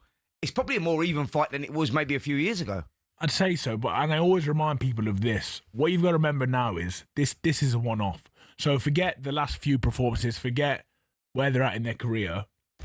These names next to each other, I'm convinced that for 12 rounds or less, because they're going in with each other, you're seeing the best of them. And I know Father Time has caught up with both of them, but I think in these circumstances, with these two people, we've seen more recent Kell Brook and Mir Khan, a little bit too late. But I think it delivered. I think it's a fantastic fight and a good spectacle. Kell Brook came through. You still pay to watch it, wouldn't you? But you know what? Of course. Everyone's going to. Do you think, guys, this would be fair to say that this is bigger than a sporting event? Because everyone knows Anthony Joshua and Tyson Fury for their journeys that they've both had outside of boxing. They're bigger than the sport of boxing. It's got almost the WWE feel about it, I feel like. The build up, not just to this fight. It's been years and years in the making. And hopefully, fingers crossed, like I said, I don't want to jinx it, we're almost there. And before we let you go, Fraser, what's next on your agenda? I wish I knew. I wish I could tell you. I'm waiting. It's frustrating being a fighter at times. So I'm currently waiting for the powers that be. While you're waiting, sorry, interlude. Yeah. What does a boxer do? Because when I was playing football, we trained every single day. I'm training. So you keep in that mode. Because you sometimes see boxers, don't you, go out of shape in between fights. It's the motivation, Martin. At this stage, like this guy's, Olympic bronze medalist, been there, and he's got to a pretty good level in the heavyweight division. He wants to go further. He's waiting for that opportunity, but inactivity is not good at this stage of his career. Hence why Fraser talk us through your training week is like full on. Because it's 3 months, isn't it, since your last fight? Yeah, so three days a week I'm up in Manchester at Champs Camp training with Joe Gallagher. 2 days a week I'm doing my S&C back in Hina, and then obviously I do my conditioning work around that as well, my running, my swimming, everything else. And it's... Listen, I love the sport. I loved it since the day I started, 11 years old. But when you're a professional and it's your livelihood, it becomes very frustrating when the phone stops ringing. I understand it. I've had 2 losses back to back, but I'm a man that's trying to climb and trying to get back to where I believe I should be. But I can't do that without the help of the powers that be. So when they get off the jollies and stop living their life up, if they could, get back in touch with me and we can focus on where I need to go. And where is that? Where do you see that you want to be? I want to be in big fights. I want to win titles. I think the heavyweight division is opening up all the time. I believe last time out I boxed Justice Hooney on the Tyson Fury undercard. I lost in a close 10-round fight against a guy that was world level. I believe I proved where I'm at and what I can do on the big stage. I just need the opportunity. Great stuff. Fraser, Spencer, thanks for joining us. Guys. As always, looking ahead to that return for Anthony Joshua. AJ versus Prenger with DAZN. Join DAZN Ultimate for 185+ fight nights and 12+ pay-per-views every year, including Joshua versus Prenger, all included at no extra cost. Buy now at DAZN.com. Big fight build-up on talkSPORT with DAZN. This Saturday, it's danger before destiny for Anthony Joshua. Joshua versus Prenger, live exclusively on DAZN.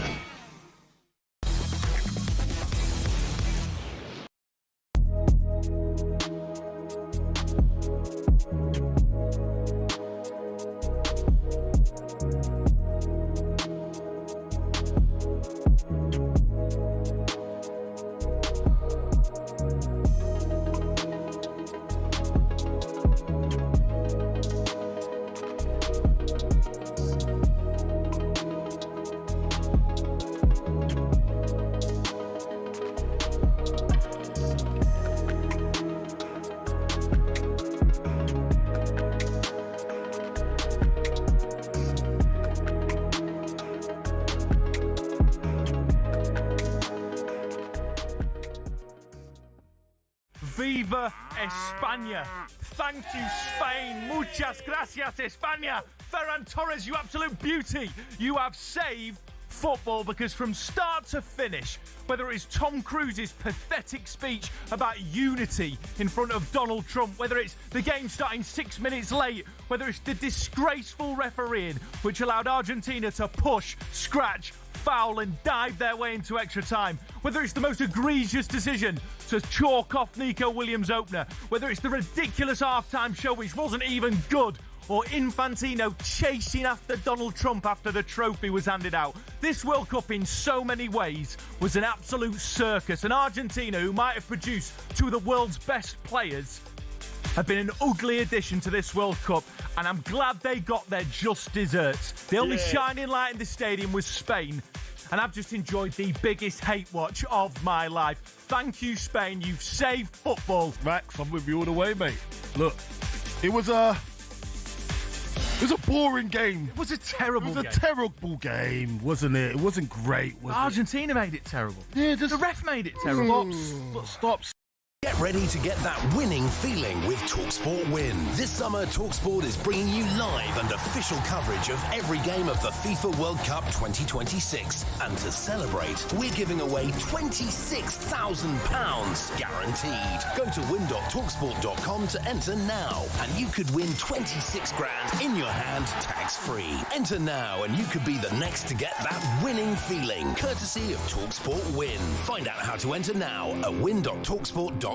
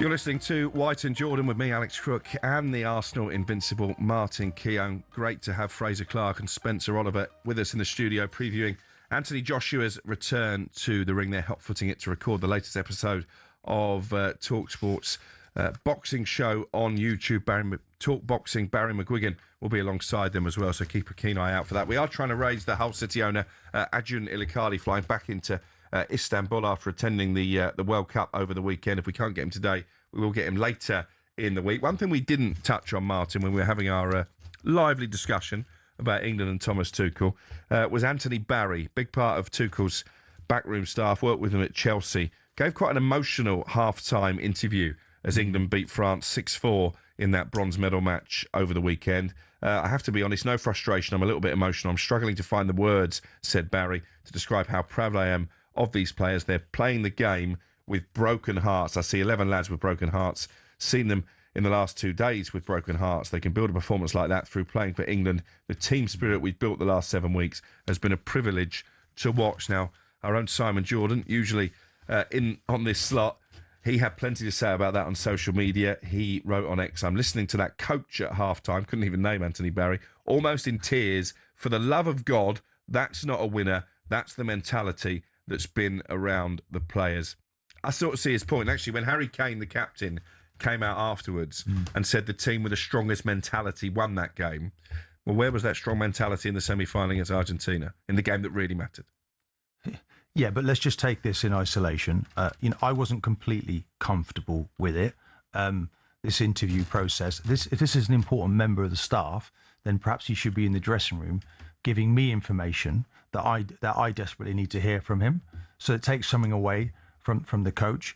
Yeah, you could say as well that this ruthlessness that you need. You're in a match mode, so those emotions should be kept under control. But we are playing in the third place playoff, and those players were heartbroken, and maybe because they understood where they were able to get the best reaction from the players. But no, it might be something he reflects on. It is honesty. The media will love that kind of honesty, but I don't like the process of actually doing those interviews. Be in the dressing room with the players. Maybe it takes something away from his importance. It looks like he's not really a part of the group. We should be in that dressing room talking to the players, talking about staying high up the pitch in the second half and doing reinforcing the messages that he put in before the game. But the media is all over things, and maybe this is a step too far. Because it started, didn't it, in that first game against Croatia, 2-2 at half-time. I was there in the stadium in Dallas, and he was quite critical of that first half performance. But people enjoyed that, and they liked that. And, they then gave a completely different performance, and he reflected his view. But as I say, he's a part of the think tank. He should be in the guts of the changing room. He should be with the players. This should be a spokesperson, not somebody that's really close to the coaching staff. We've seen it creep in, haven't we, to Premier League games as well, where players are being interviewed at half-time. Coaches at times have been interviewed mid-game as well. They've even gone to benches during FA Cup ties and interviewed someone who's just been subbed off. You'd have hated that, wouldn't you? Yeah. I mean, these are extended interviews. This is not like what we quite have in the Premier League. I don't think anybody really enjoys it. I don't think you go to the pitch side, you've done it often enough when you talk to the managers. They're so focused and they don't really want to give away their game plan. They don't want to go into detail. Everybody's in match mode, ready to go. And then we're asking questions. But of course, we work in the media and we want more and more exposure. It won't be long before we're in the dressing room at halftime with a camera. Well, that's what happens in American sports, isn't it? It does, but it surely will never happen in the Premier League game.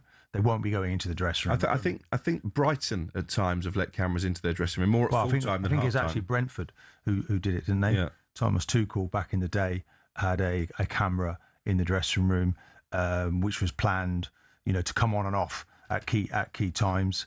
So no, I think some things ought to remain in the dressing room and stay in the dressing room.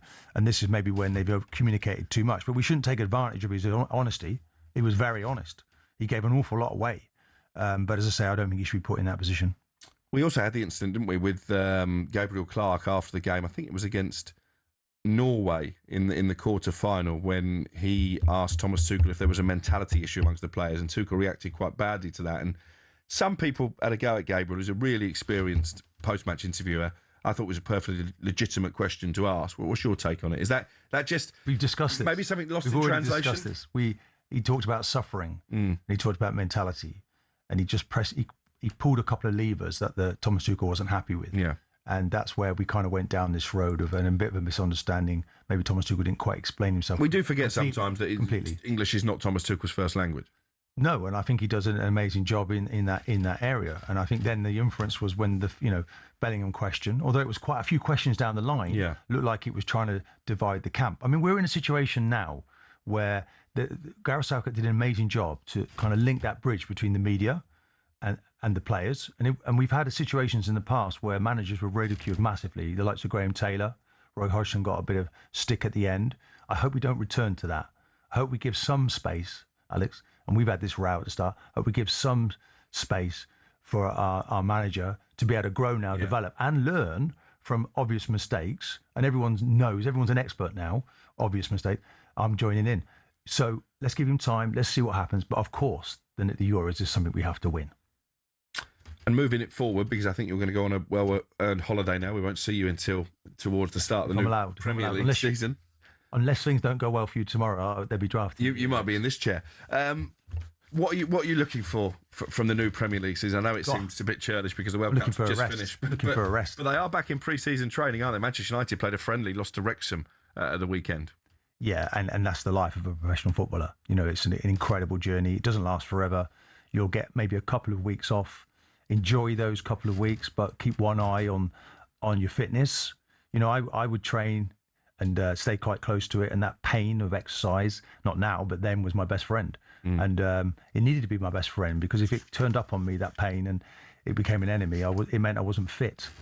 And when you're a professional footballer, we're just talking to the boxers there, you can't ever rest, really. Someone's coming in, there'll be signings in the summer, new players coming in. All of these things motivate you. And can you still be a champion next season? Everybody going after the Premier League title, Arsenal, of course, in this situation.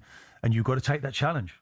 How competitive is this Premier League going to be? Because we've talked about Chelsea, new manager in Xabi Alonso, smashed the British transfer record on Morgan Rogers. There'll be more signings to come. Tottenham have broken the bank for the likes of Sandro Tonali and Jean-Paul Van Hecke. Manchester United under Michael Carrick are going to back him. They've made a couple of signings in midfield already. You would expect Liverpool to be stronger under Andoni Iraola. New man at Manchester City. Interesting to see how that translates. Could this be potentially the most competitive Premier League in that top 6 or 7 ever? We say that every year, but I think Liverpool now will be a different animal. Are they the biggest threat to Arsenal then, you think? Well, I think so, because they weren't far away anyway. And I think this man coming in, he knows, he understands. Another Spanish manager. You know, we've talked a lot, haven't we, about how good they are. This guy's a top drawer. You know, the way they press, what he did at Bournemouth was remarkable. So, and of course there was good recruitment, which was supported by that. But he knows a player. He knows how to develop. No one got worse while he was there. They all got better. So Liverpool probably the biggest rivals. Alonso will be interesting to see how he can, turn Chelsea round, because that was really disappointing the way they finished the season. So, it's going to be another fantastic Premier League. We need to draw breath. We need to enjoy it. We do. But the game of football is alive and kicking, and it's getting ever better. The players are getting better. The drama continues, and there'll be lots of it next season. Sunday, August the 16th, the Community Shield in Cardiff between Arsenal and Manchester City live on talkSPORT. So will I. We'll be friends again by then. See you then. I promise. Martin, pleasure to have your company for the last 3 hours. I'm back tomorrow at 10 a.m. Kevin Nolan alongside me, and Paul and Andy are on the way next on talkSPORT.